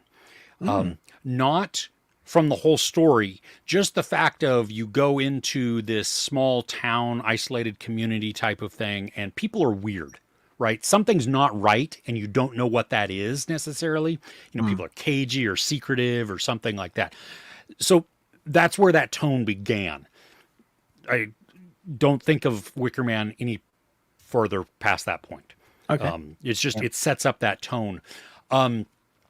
There is no joke. There is tension and unease and just this. I I'm not happy with the emotion that's coming at me. Like I don't really know what to do with it, you know? Right. So all of that is wonderful and it just builds throughout the entire movie. But, and I mean, Sir Mix-a-Lot would have been happy because this is a big butt. It is very, very, very ill-defined and not explained on why. Mm. So I understand what is happening, but I don't know why it's happening. And Dan Stevens gives a little bit of explanation, except it's not. It doesn't. It. You don't know why he's doing what he's doing, Mm. and why he's motivated to do whatever he's motivated to do. Which then also, unfortunately, at the end of it, makes his character generic bad guy. And he was so messed up in the film. Like you just are like, I don't like you, and you just all of the hair is just on edge. You know what I mean? And it's such a bummer because those two things.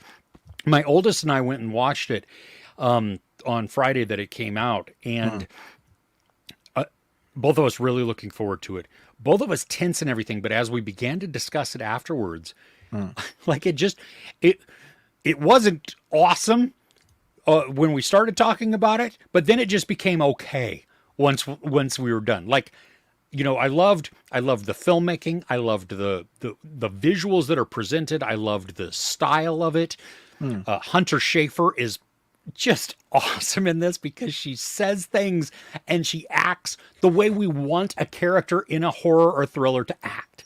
She's super suspicious. She's like Jamie Kennedy in Scream. She's paying attention. She knows what genre she's in, you know. And then you get this, So unfortunately, why I might watch it again with somebody, you know, Okay. who had never seen it. Yeah. I don't have any desire though to just seek it out and watch it again. And that's such a bummer because I wanted to. I wanted to love it. I was so excited to see it. This was the one, you know, knocking over small children and Yeah. I grandparents remember to see you it. were like, Cuckoo's coming out. You gotta go watch it. Yeah. So I would go. I've already seen Longlegs twice. I will definitely go see Longlegs again or watch it again happily. I just think it's overall it's better executed. It's a different type of unsettling. It's a different type Okay. of movie. It's only coming out this week for us. The Really? 23rd. Yeah. If you do go and see it, I am very curious at what you think. I'm not sure you're Well, going to after that glowing review, but you know, I might whatever. watch it and then go watch the Blink Twice.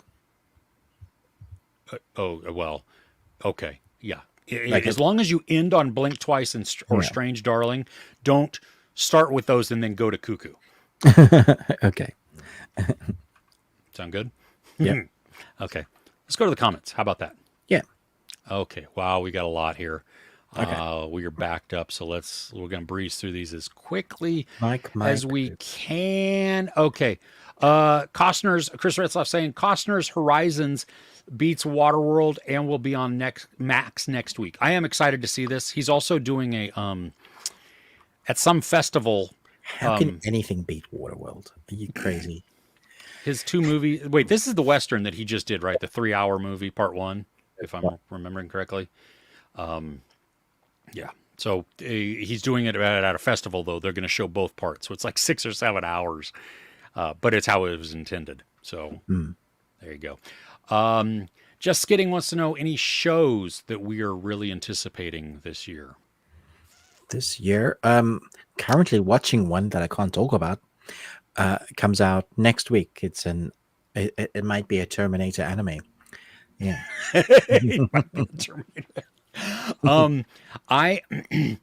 I'm looking forward to Slow Horses season 4. Yes. It comes in September. Yes. There's Apple's Bad Monkey.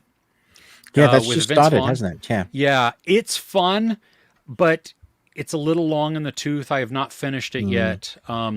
This is one of those that I would not binge. Like watching week to week is going to be fine because while Vince Vaughn is very funny, he's Vince Vaughn. He was funny in the eating the wings. Oh, I didn't see him do that on Hot Ones. Yeah, on Hot Ones. Yeah. Okay. Yeah, Pretty funny. No, I'm sure he is because he's naturally a very humorous person. You know, I mean, he's got wit and everything, but it's too much. And because the mystery is great, but it moves along really, really slowly. And so week to week, I think is going to be better because I binged like the first 6 or 7 episodes, and I'm like, I can't do this anymore. I got to stop. Yeah, interesting. Yeah, it was having the reverse effect of so. Pachinko season 2. That comes out this week, right? Yeah. Yeah. The first season was incredible. A tour de force of watching emotional wreck while I was watching 3 different languages. It was Korean and Japanese, and the Korean is subtitled with the blue or yellow and vice versa. So they have like white. Yeah, so the subtitles are just different colored. I've never seen that done before, but that really helped me differentiate even like culture and stuff that was, being represented on screen with different languages because they're jumping around time as well because it spans following a family that believes that they're cursed, and yeah, it's just horrific, but also so awesome. So I'm very excited for season 2 that's coming out this week. Yeah. Nice. Some of the best characters ever have to be in Parasite. That is a great best movie. characters we hate to love. We love to hate. Love Yeah. to hate. Yeah. Yeah. Review Sunny on Apple TV. I'm not. No, Yeah. I'm not watching it. I mean, I want to watch it. I just realistically time. Yeah. I don't want to watch it. Oh, you're not into it. Okay, cool. No. Yeah. Which is weird because I like, what's her bucket? I want to say Felicity Jones, and that is not correct at all. She's Anne from Yeah, I would have thought this would have Parks been and your Rec. cup of tea, actually. yeah, thinking and about it. the mild near future sci-fi type thing. Yeah. So you watched like the first episode and you just weren't into it. Nope. I haven't watched any of it. Oh, Just don't want to see it. Yeah. what? Why? Yeah. You judged it before. You judged the book before it I did because of yeah. its cover. Yeah. Okay. Yeah. Oh, Gabriel, you got a 3-month trial of Apple. Okay, hit up Severance, Slow Horses. Good God. Everything with S. Go watch that. Except for Except for Suspicion. Suspicion is it's okay. Yeah. Yeah. But yeah, Blackbird. mostly S. Blackbird. Oh my gosh. Wait. Before we carry on. Okay. Wait. The big door prize. That's pretty good. Yes. Criminal Record is excellent. Yes. Dark Matter is excellent. I mean, like really good. Yes. Foundation has 2 seasons and an incredible sci-fi. Love that. Hijack is great. I hope you're writing these down. Instigators. Yes. It's generic, but it's funny. It's generic, but it's much better than the other generic crap that came out this week. Yeah. Silo. Silo. Oh my gosh, so good. Lessons in Chemistry. Oh, yes. Yes. See, Women in all three Blue was seasons. Women in Blue. spectacular. Like literally almost everything on Apple. Like just make use of your time. Forget all the other streaming platforms. Just watch Apple. This is stay away from the historical reenactment dramas like Yeah, Manhunt and yeah. Those are kind of poo. what's the one with Franklin? Stay away from Oh that. yeah. Oh, the completely made up adventures of Dick Turpin. If you like silly and weird, that one's great. The Reluctant Traveler with Eugene Levy. Yes, that's great. I like the Family Plan as well. That's a fun Mark Wahlberg family movie. Oh, okay. I haven't seen that. Yeah. Coda. Sugar. Oh, yeah, Seriously, watch Coda. yeah. Sugar. Are we just like sponsored by Apple now? Because we're think- literally just like talking about all of their stuff. Yeah, Dude, there's so much. I mean, there's so many that. yeah, there's so much. Like seriously, Yeah, just so you might want to quit for a week or two of your job and take just your holiday go. and just catch up on that for the 3 months. Yeah. Yeah, yeah. It is. Wow, so good. Okay. Anyway, let's move on. Yeah, Gabriel, there you go. And we're sorry for everybody else, especially if you already have Apple. You've already heard us gush about these things before. But have we watched the movie Inheritance from 2020? Lily Collins, Simon Pegg. Oh, isn't that on Netflix? I think. I want to say I rewatched started Shaun of the watching Dead this. week. Oh, dude.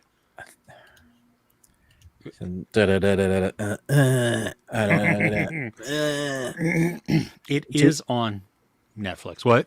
I was just gonna say, do you want anything from the shop? Cornetto. Cornetto. Yeah. I haven't, but I'm always down to watch a Simon Pegg movie. Yes. Yeah, exactly. Cool. Not sure about Bad Monkey yet, Chris, on Chris Retzlaff. Yeah, they do use a lot of Tom Petty songs. It grows on you, but I don't know the end of the mystery yet. So there is The reason why I that. haven't started it is for the same reason you mentioned. I can only stand him in like really small spurts. Yeah. You know, Fighting with My Family with Yeah. okay. That character there, that's exactly who he is in this. So just himself. Yes, that's exactly what it is. Like the Rock playing the Rock. Yeah. Yeah. You smell what's cooking for dinner, or something like that. It, Chinese. dude, Chinese sounds so good. Watch, yeah, I don't know, give it a shot, but watch it in small chunks, and I think you might be better. Okay. Even if you skip every other week and watch 2 episodes at a time, that's like I wouldn't do more than that. Mm. Yeah. Yeah, Bad Monkey. There you go. Synthetic is from 1, Bishop was 2. Going back to Alien Romulus, where you were talking Yeah. about the time zone. So it wasn't Bishop. And it wasn't Ash, No. but Yeah, I'm with okay. you. Like when we see that particular synthetic going way back, it doesn't matter. Yeah, let's move on. Yeah, it doesn't matter. Yeah. Eli Roth movies have left a bad taste for me. Never going to watch his movies. Have you seen Thanksgiving though? I ask that because that is a campy and wonderful just It's funny slasher. because he made that after Borderlands, and it's so much better. It's like, and I agree. I'm not a big fan of Eli Roth movies. Cabin Fever's atrocious. I thought that was I liked some of the atmosphere of that. One of the worst makeup department kerbopples I've ever seen. The Which- blood looked like tomato sauce. Which you're not talking about the remake, right? No, Wasn't Eli directed Roth's by him. Cabin Yeah. Fever. Yeah, Okay. yeah. Okay. I once had, when we were working at a store that was a mixture between HMV and Blockbuster, I was the manager there, and I literally saw one of my assistants. Somebody wanted to rent Cabin Fever, and he took out the disc and just went, "Tsh, sorry, we don't have any copies." He felt very strongly about that movie. Yeah, apparently, yes. Wow. Yeah. Doing the service to community by just taking things out of distribution. Sorry, Yep. you're not allowed to watch this. Yeah. Oh, Yep. funny. Okay, so the timeline 20 years after 1, 30-ish before 2. Yeah. Saltburn. Ruben watched, how much of it did you watch? 11 minutes. Okay, I didn't watch any of it. Yeah. Chris, So Chris is asking for a ban, I think. Oh, Gabriel enjoyed Saltburn. Controversial. Got people talking. Look, how many times do I differ from the critics, Chris? Oh, yeah, no doubt. It's a lot. Yeah. The critics love Saltburn, so it's not my type of movie. I don't like that type of film, so I don't generally gravitate towards it. Yeah. I heard, and I need to do some research on it, but that Emerald Fennell basically just stole the talented Mr. Ripley and changed names. If you'd like to watch a very good version of that, you can watch the black and white TV series that a lot of people have loved. I just love the original Ripley movie. Yeah, Ripley. Yeah. So there you go. I don't. Yeah. Was the glass and sign right away in the Remus when they turned gravity on? The Romulus, the second attached, might have had. I don't know where they were at, which one, but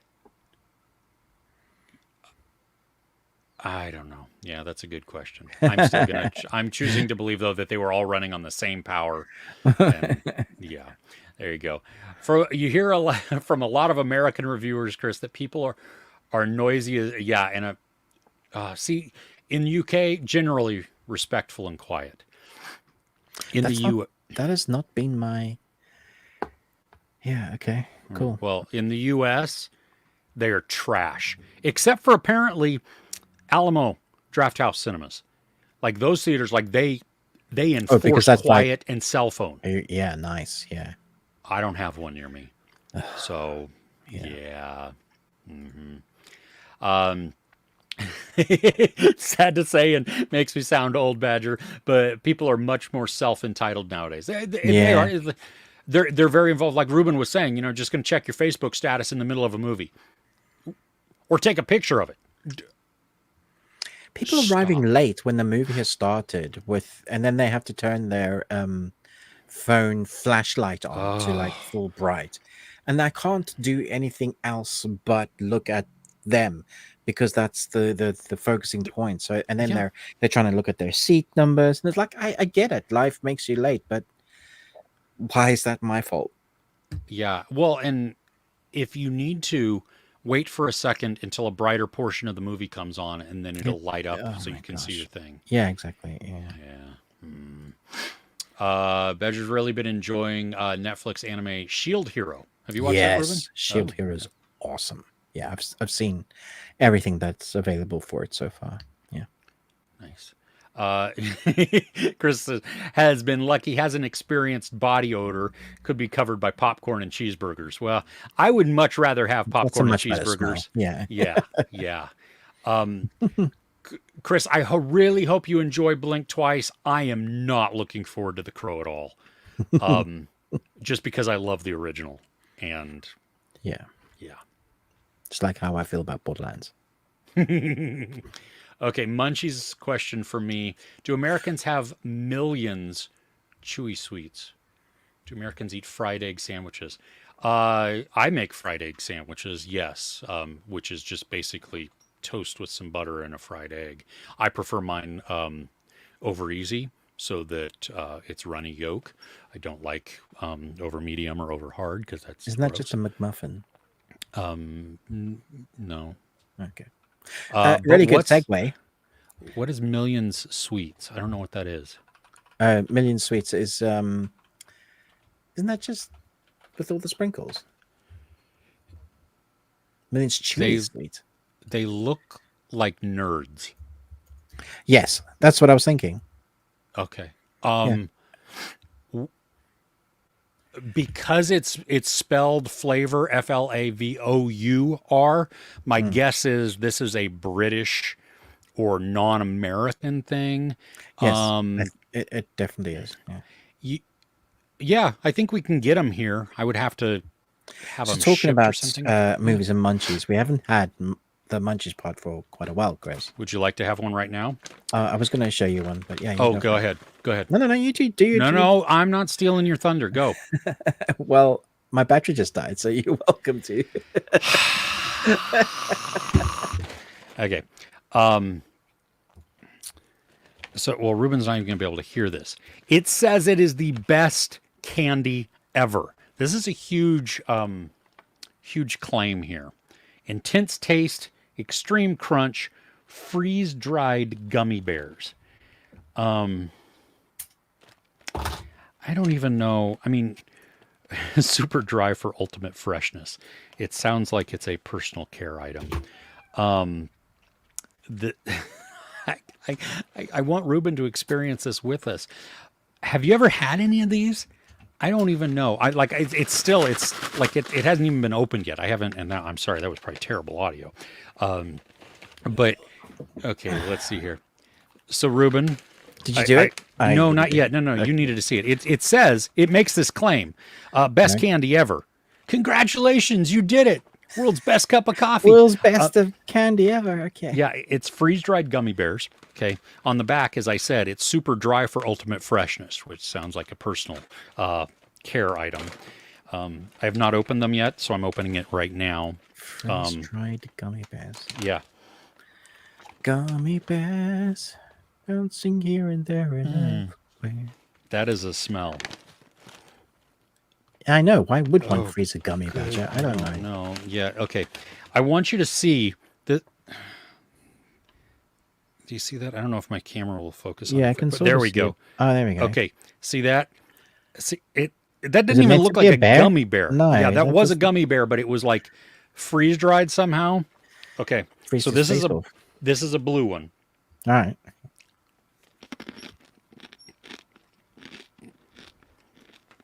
Very crunchy. It tastes more like a Jolly Rancher than a gummy bear. Doesn't taste like a gummy bear at all. I don't know what a Jolly Rancher is, but okay. What? We didn't have one either when I was visiting you. Well, we're gonna go to a whole different candy store then, just specifically to give you diabetes. Okay, cool. I think I'm all on the way there. So. I spent $5 on this stupid bag. Oh no. And now it's just stuck in my teeth. Okay. No. Well, I shall do mine now. Yes, please. This is from Japan. You can buy some stuff here from Japan. It's hard to get hold of, but yeah. So this is a drink. It's ultra iced tea peach flavor, but One Piece themed. That's fun. So that's Zoro on the can there for you. So let's do some ASMR. Oh jeez. Okay, there you go. That's nice. Nicer and peach tea. No fizz though. Okay. No fizz, yeah.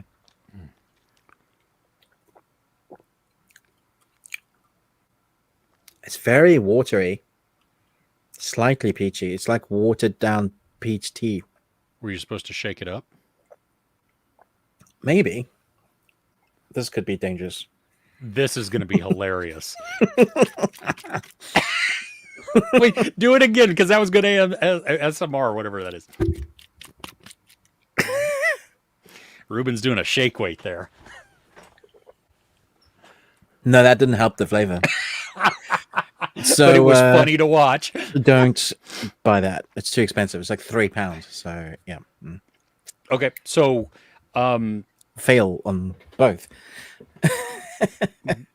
yes. But I'm And, going to drink it because it costs so much. Yeah.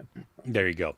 Okay, so going back to Badger because this is important. All right. Because it makes context here. Right. He asks, bonus question, do Americans eat fried egg sandwiches? And Right. yes, I did. Chris Retzlaff coming in with the win for the internet today. Yes and yes. Love fried chicken embryo paninis.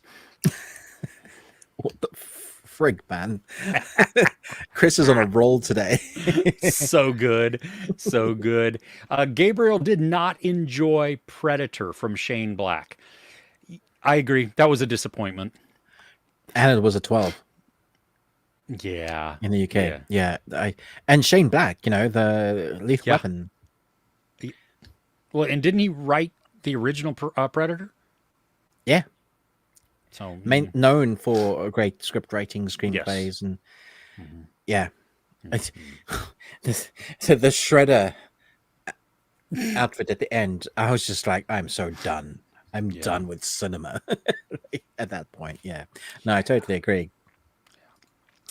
Ruben, have you heard or watched the Apothecary I've watched. Diaries? I mean, I haven't watched all of it, but yeah, another great anime, different. I appreciate it. Yeah. What's it on? Crunchyroll. Okay. Okay. Gabriel, yes and no. Hawaiian pizza is a thing in America. Best pizza ever. I'm sorry. You and my youngest can jog on because you both love that. And it's just... I like Hawaiian pizza. It's not my favorite. I need to have olives on my pizza. Yeah. And jalapenos. So my son will add green bell pepper to his Hawaiian pizza. And his girlfriend, who now enjoys Hawaiian pizza, he's ruined her. She will put olives on hers. Oh yeah, Hawaiian and oh yeah. Now we're talking. Oh, I'm hungry. You and them are going to sit outside when you visit. We're going to eat together. We're going to eat it in front of you. One with each ear, one in eyesight. Yeah. Okay, this is make fun of America time, and I am here for it. Okay. Heard American pizza is more like a pie, and they wear two cans on their head. Toques. Are you talking about toques? Toucans. Maybe the bird on their head. Yeah, I don't know. It's hard to eat that point. Yeah. Normal, regular American pizza is not pie type. You can have Chicago deep dish. Oh, yep. With Yossi coming in there. Yeah, Chicago deep dish is more like pie. I'm not a big fan of some of those. We have a place in where I live where it's like a Chicago place. It's not a chain. For me, I don't enjoy it because there's so much sauce. Right. Sauce is should only be used very, very sparingly so that everything else can stick to it. But you don't need to have a lot of it. There's this one pizza place right down the street a little bit that we always go to, a family-owned place, and they make calzones, which is an inside-out pizza, and they do not put sauce in it, so it is dough and cheese, and then your toppings. Oh, nice! Yes, I'm so there for it. Love it. I've never had a reverse pizza. Really? Okay, one more thing to have.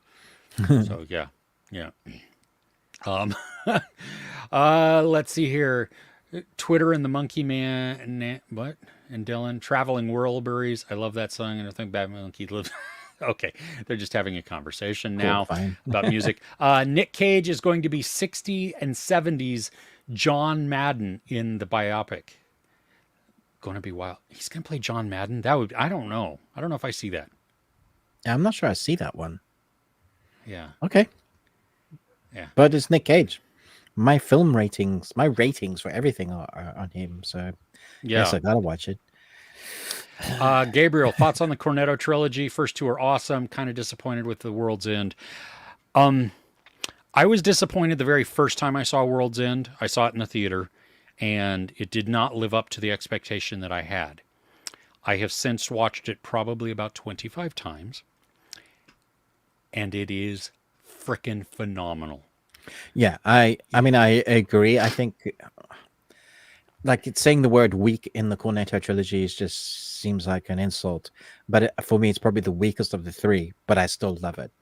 And like you, I didn't enjoy it the first time I watched it. I thought, what is this? This is so different.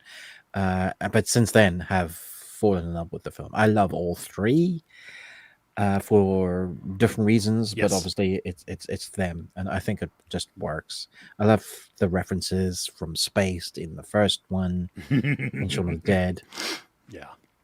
I love the continuing gags of the fences throughout all three. Yeah, it's just so it's my happy place. Absolutely. Batman and Absolutely. Robin, chuck it.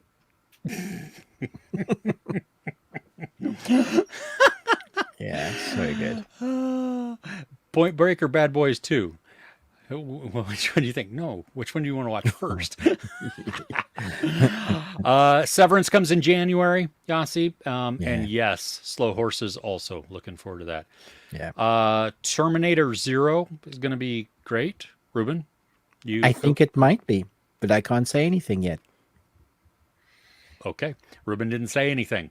Yeah, Gary Oldman as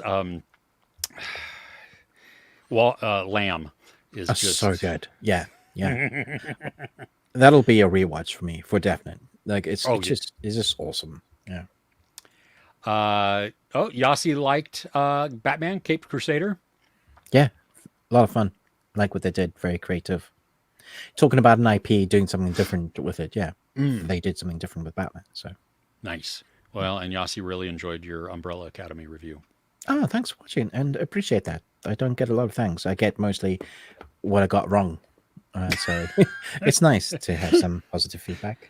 Yes, the internet's fun for that, isn't it? Mm-hmm. You watched Death of Stalin. Ooh, I enjoyed that. that was good. Okay, thank you, Shiny, from way back. Rashida Jones. See, Felicity Jones, very close. I got the last name right. I knew she was the daughter of Quincy Jones, but it's actually Rashida. So there you go. Yes, thank you. Appreciate that, Shiny. Alice in Borderland. Oh my gosh. Ruben. It's all right. Shut up.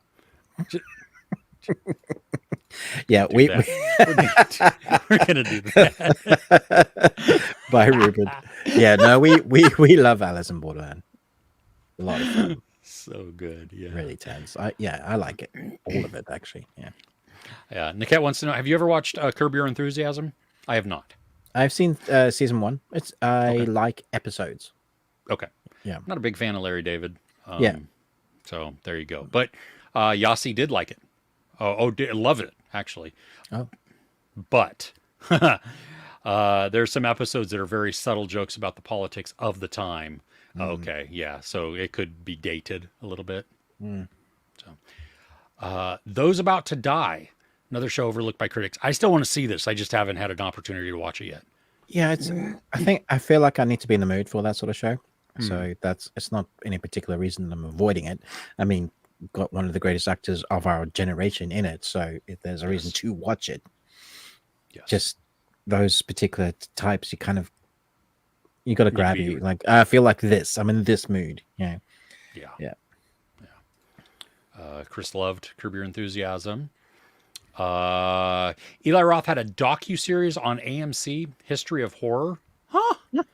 Now that would be pretty good. I could see that. Yeah, going over tropes and themes and everything like that. Nice. Yeah. That'd be worth watching, I think. Father Ted, best sitcom ever. Yeah, I mean, this is quintessential British humor. It's not for everybody. I find it hilarious. Only now, because I've been in the UK for so long now, that I get it. But you kind of, I think you will get it, Chris, because of like, you love the IT crowd, you love space. So this is really, it's funny. And you're not, it won't bother you that it's Father Ted. So it's funny.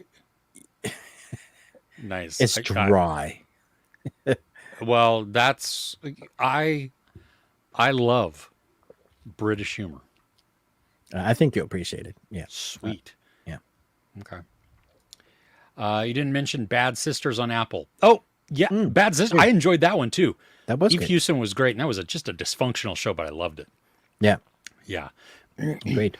Why would one freeze dry a gummy? I don't know, Badger. And apparently, as the taste is, it's not a good option. So just avoid those from there. Yeah.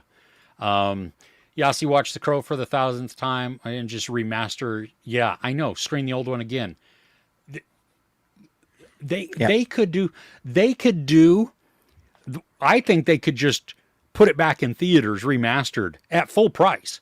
I mean, Coraline is back in theaters right now, remastered, and people are going to see it. You could get Shannon Lee to do like a little commentary Intro? at the beginning, an intro, and I think, and put it back with like a remaster. People would flock to it. They would watch it. I would definitely. Oh yeah, have a little Ernie Hudson interview too, and Oh yeah, come on. Tried chocolate covered cinnamon bears. Don't get them in the summer, but they're really good. Interesting. That is interesting. I have not. I'm not a huge fan of cinnamon bears. Well, I don't like cinnamon, but Can you say that those 3 times fast? Cinnamon, cinnamon, and cinnamon. No, I can't. Anime drinks. Yeah, exactly. Badger has a Korean shop near me, and they have idol themed food and drink. Huh. Wait, what kind of idol? Like American Idol, or like Buddha, or what makes it like? What's the flavor of an idol? Is it like their sweat canned? Ass crack. Num num num num.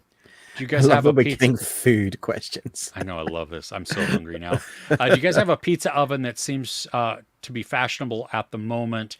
Very tempting. There are some of those the backyard pizza ovens that are like some are gas powered, some are wood fired. You can actually get them for fairly inexpensive. I think they're like under $400 or something like that. I mean, you can get the stupid expensive ones, but I want one. But yeah, cool. Ruben, do you know? Okay. No. World's End is a very personal movie. Resonates with super.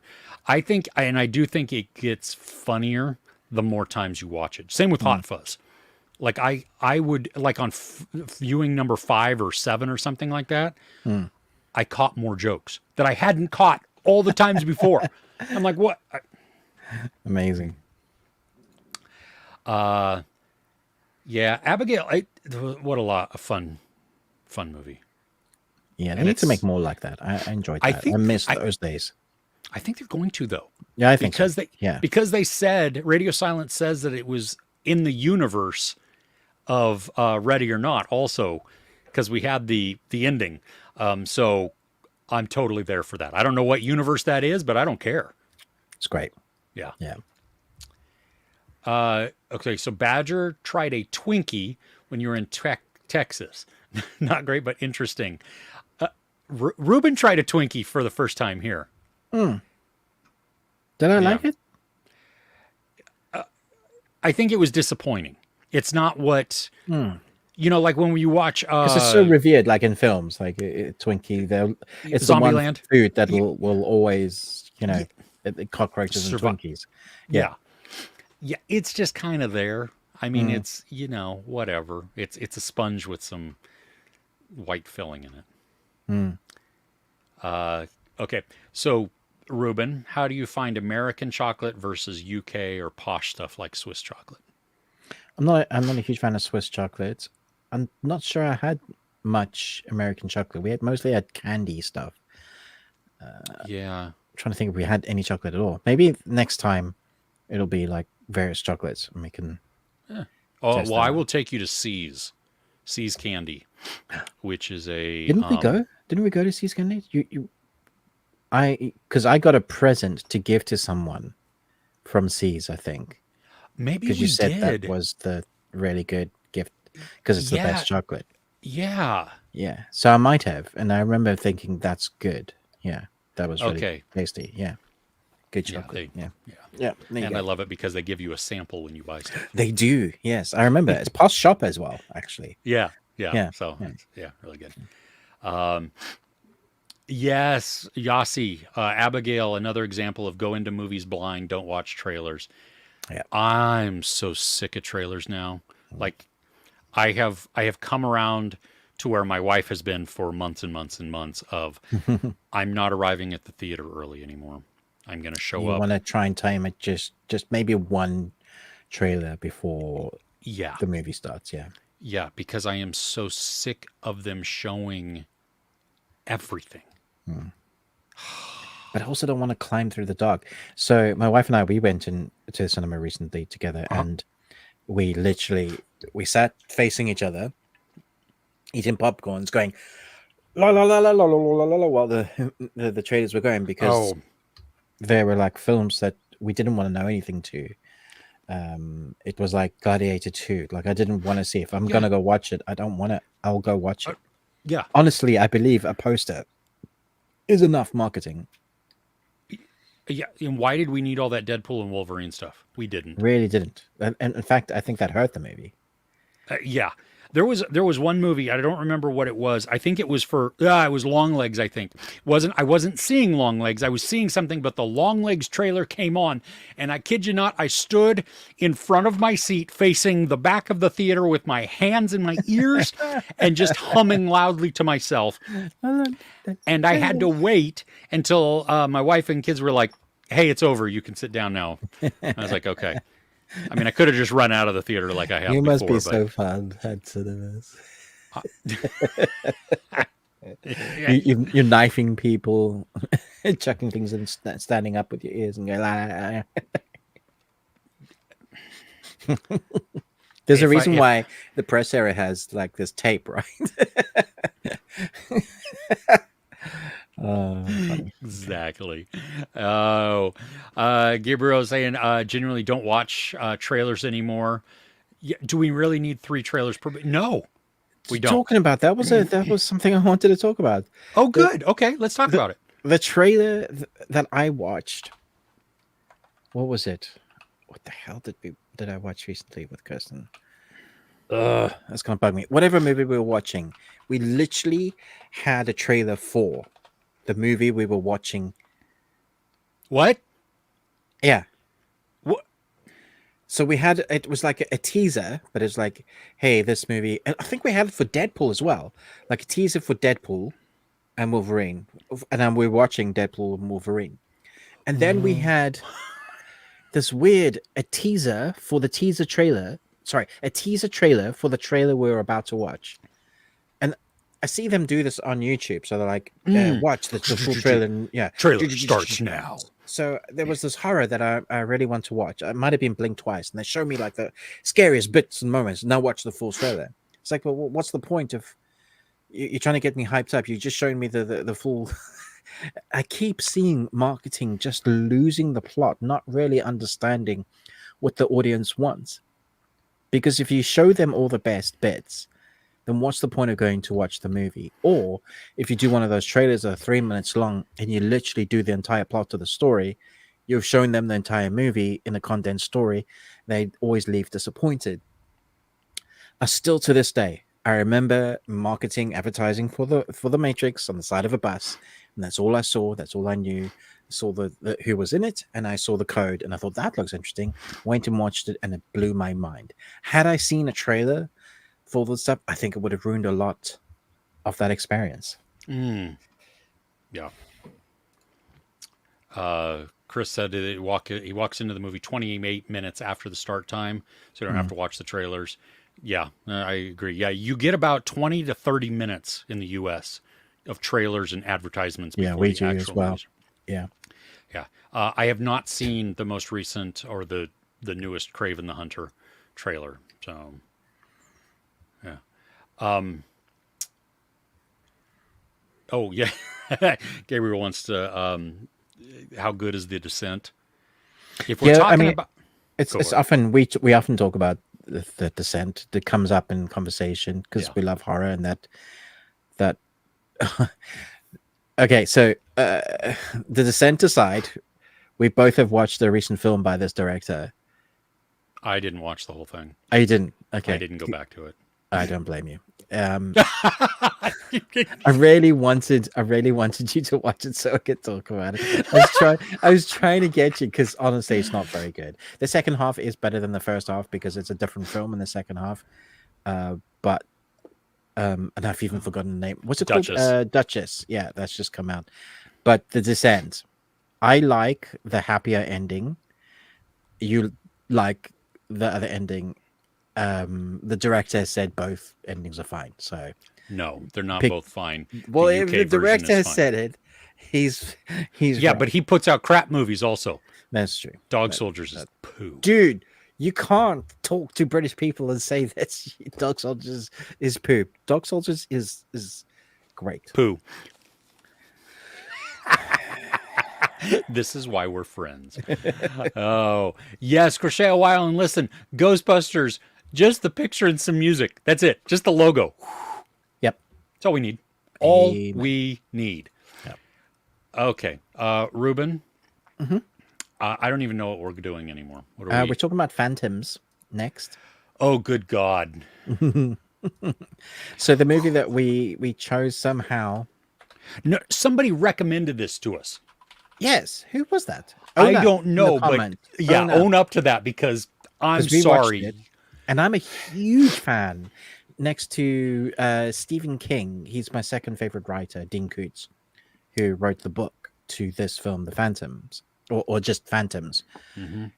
And it has a decent cast as well, Phantoms. I was surprised at the cast, actually. But I think some of them forgot how to act. I think it comes down to the director. He has not done much, No, he hasn't. and he's done a lot of, I believe he's done a lot of TV, and it came across like a TV movie. A really bad VHS movie that you would dig to the bottom of the barrel, like in a basket in a store. We're like, just help yourself to one. That's what it felt like. Okay, I'm being very harsh on it. There are far worse movies. It just wasn't very good. I liked the last 15 minutes of the movie because it got into creature feature, and it reminded me of movies like The Thing. Like when they were doing sort of tentacly monsters, it was Yeah. great. When Peter O'Toole's on screen, it was great. I liked the moth facehugger. I don't understand why it was there. The silliness and the continuity of this film is ridiculous.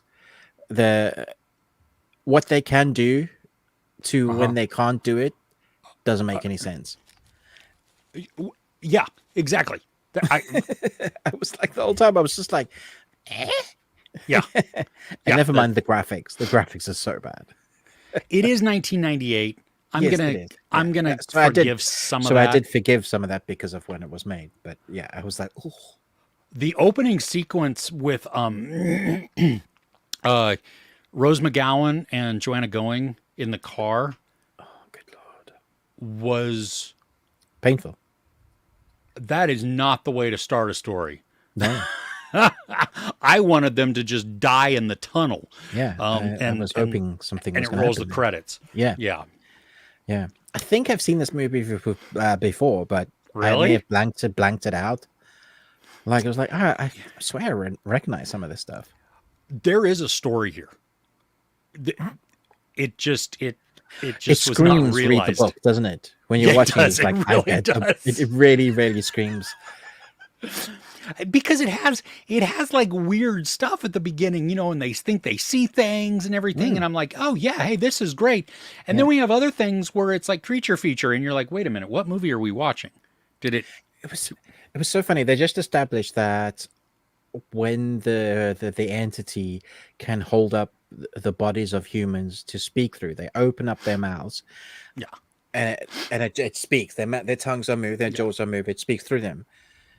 Cut to the body that suddenly is able to talk just normal, and because he's the creepy guy, and he can just talk normally. I'm like, they're literally continuity issues like that throughout the movie, contradicting itself. It's like, Well, and then there's one where he just opens his mouth and goes, it was like, why can't you speak now? yeah, I don't. Yeah. Okay. Chris and Ruben's top tip: avoid phantoms. Avoid phantoms. Yeah. Okay. Oh gosh, if I think we should go back to the comments though quickly. Yeah. okay, Yeah. Oh, I know why you want to. Yeah, no, Badger, I'm sorry, and Quaddy, I'm welcome to the show. I'm no. You all can be wrong. No, I'm glad that you enjoy it. I really do. There were some things in it that I did enjoy, and some of the practical effects were wonderful. I just a felt great the movie movie. was No, you're wrong. Okay. Best twist ever might be Dead Man's Shoes. I think I've seen that one actually. Yeah. Really? Yeah. Patty Considine, I'm already there. So that's okay. Yeah, I've seen this one. Yeah. Wow. Okay. I'm Hey, yeah, and I've never even heard of this one. So thank you for that. Underrated how important a director actually is. Actors are blank canvas, and without proper direction, even the most celebrated actor can produce a terrible performance. And you love Kate Blanchett. Yeah. So, Borderlands a prime example. Yeah. Yeah. Badger recently watched Dead Man's Shoes. Hard hitting, amazing performances. That's outstanding. It's very effective. Good. That's great. I would love to have a movie like that. I want it to hit me. I want it to be good. And Retzlaff, yeah, it wasn't supposed to be phantasms. That would have been a better thing. Yeah.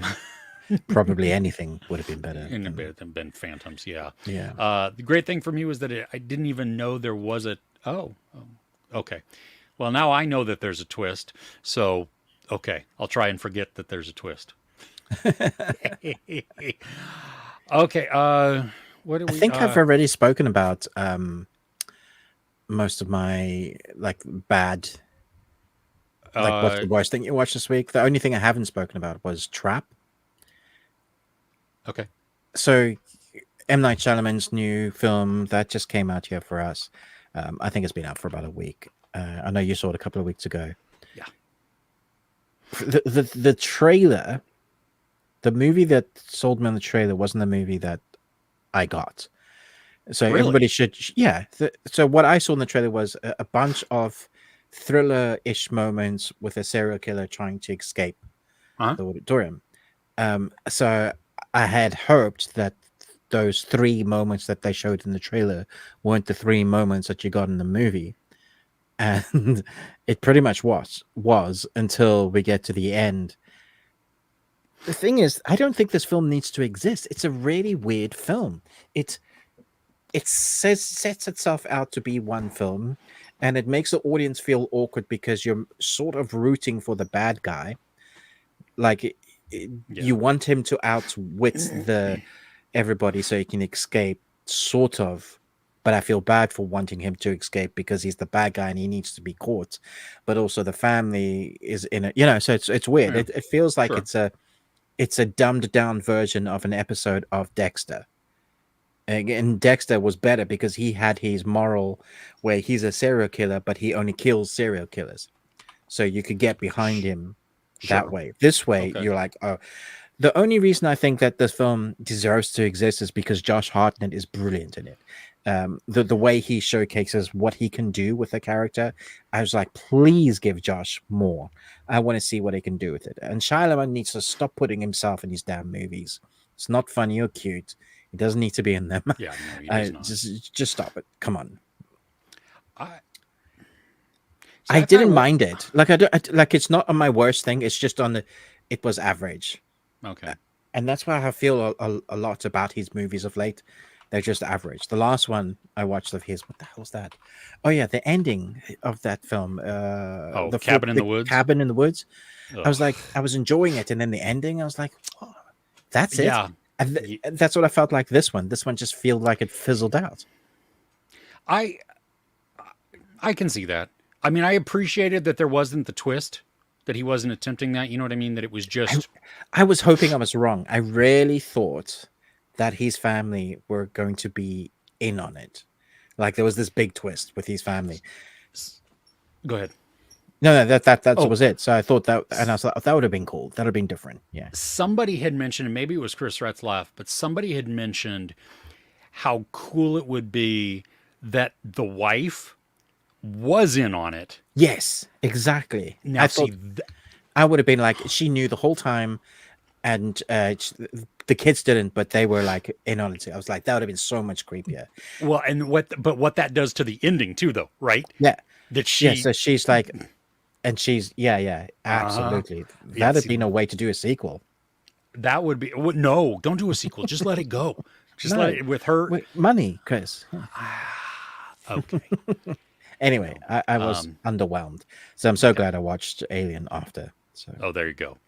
Yeah. I watched The Union on Netflix. We talked about it briefly before, but good. just don't watch this movie. It is phenomenally long for being a short movie. At an hour and 15 minutes, I stopped it because I was tired. I started at midnight on Thursday or Friday morning. Right. And hour and 15, I just had to go to bed because I was just like, I'm not feeling this at all anyway. It's not good enough to continue on. But I had 30 something minutes left. I literally did the same thing last night. I went, holy crap, there's still 36 minutes left. It's predictable, and that's not even the bothersome part.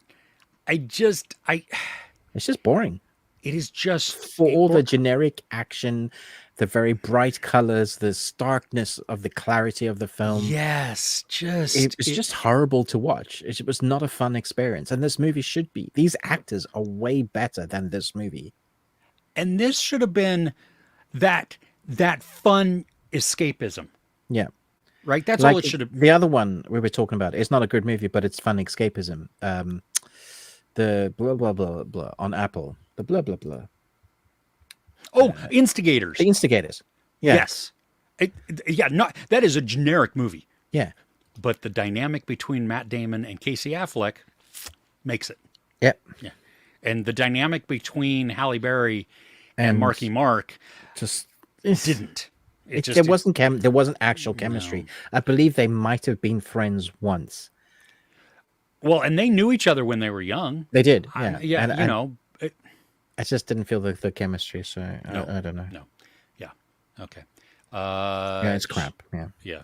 Should we briefly hit news and then the things that we're looking forward to? Okay. Yeah.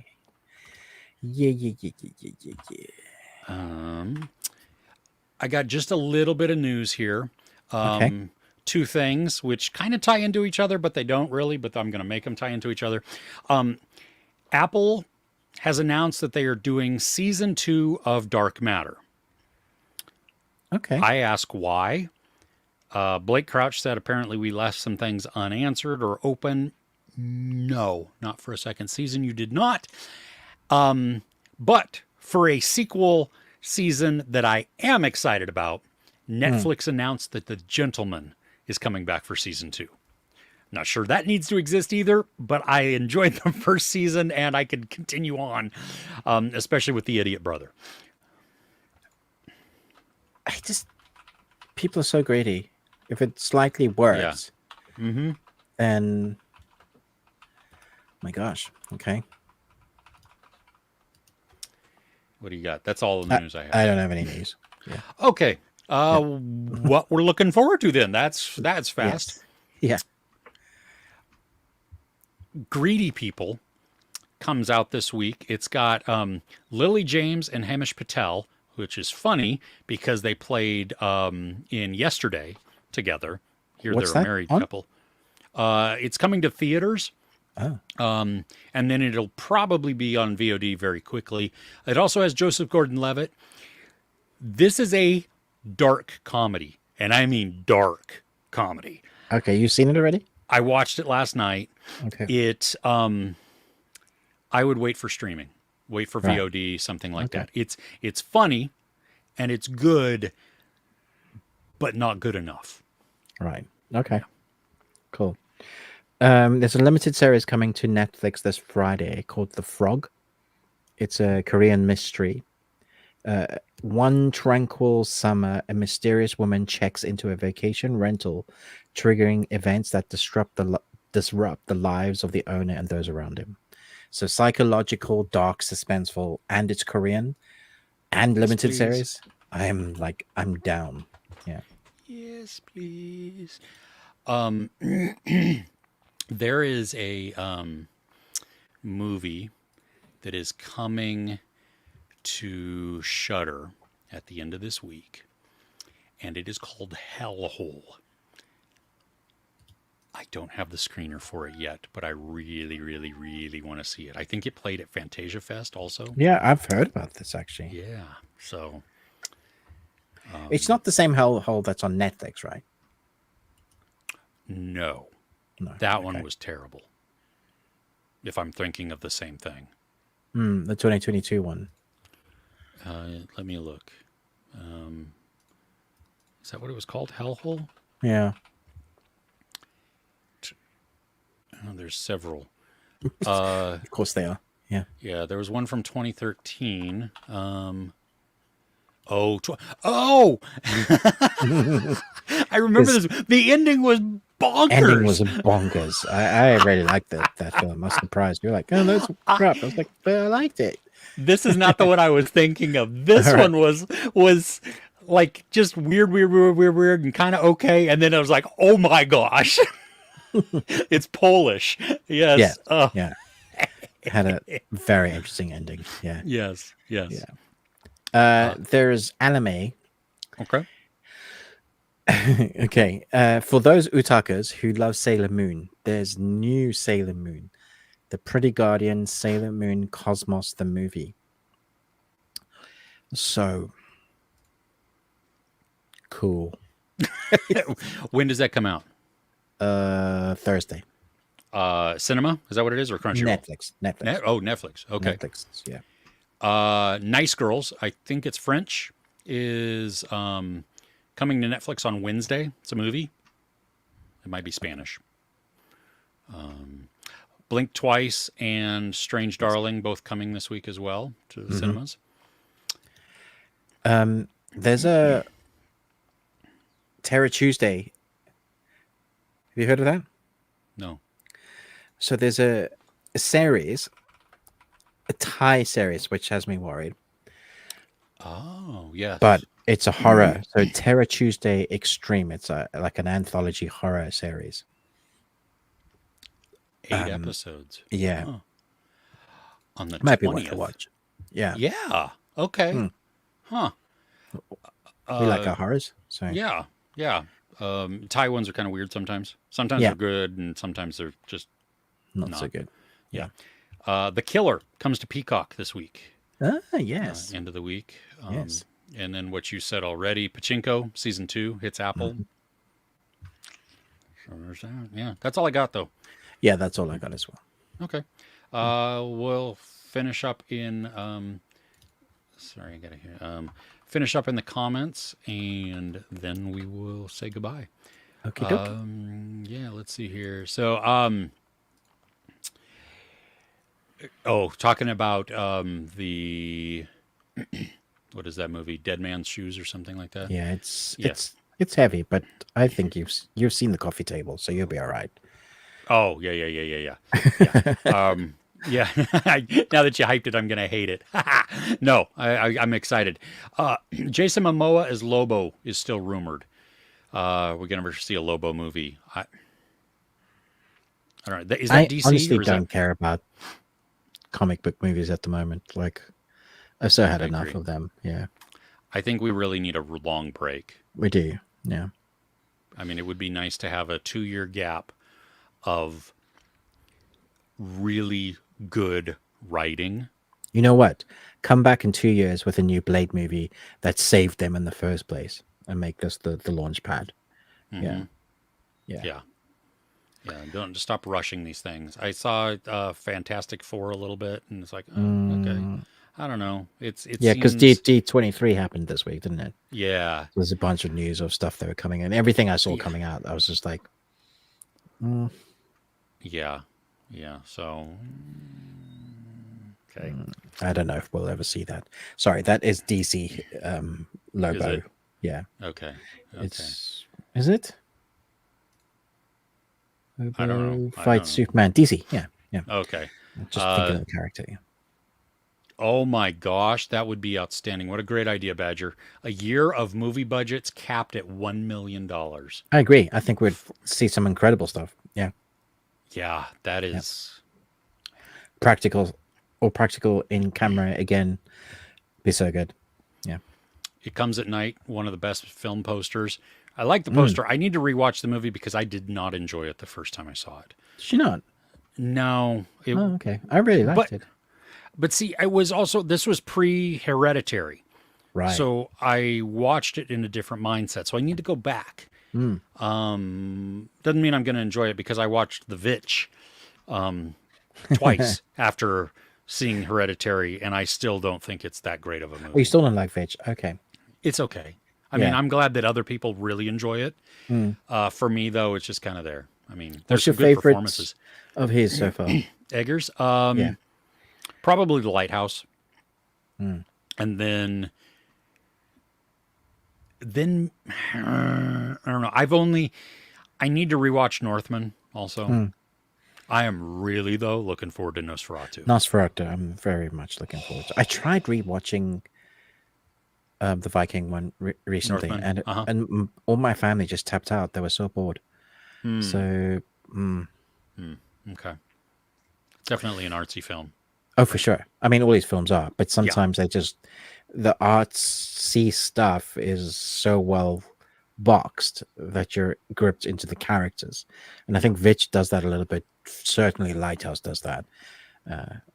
But those two performances in the Lighthouse carried, I mean, that could have been a box, and those two playing in a box, it still would have been incredible. Yeah. All right, everybody. Well, thank you. Don't forget to like, share, subscribe. Ruben with the Ruby Tuesday. Me, Chris, Movies and Munchies. Our Patreon, patreon.com/thebeardedones. It's on the screen. It's in the description. Thank you to all of our patrons that we currently have on there. Over 100 videos, like Ruben had mentioned at the beginning. £1 gets you in there. Uno, yes. We have an amazing community. If you ever feel like your comments or just something gets lost in the shuffle of regular YouTube, this is a much more condensed and focused area to communicate and to interact. And it's a lot of fun. Yeah, it's really good. Yeah. So thank you to everybody there.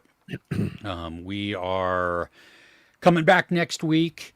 Safe hunting. I'm not going to the theater today, so there you go. Do we see the Saturday night trailer? Should be fun. Leading up to the first Saturday Night Live. No, I've not seen that. I didn't even know about this. That's crazy. But thanks, Chris, for that heads up. I'll go search it out. Everybody, we hope that you have a phenomenal week. Yeah. We will see you next time. All right. Take care. Bye, guys.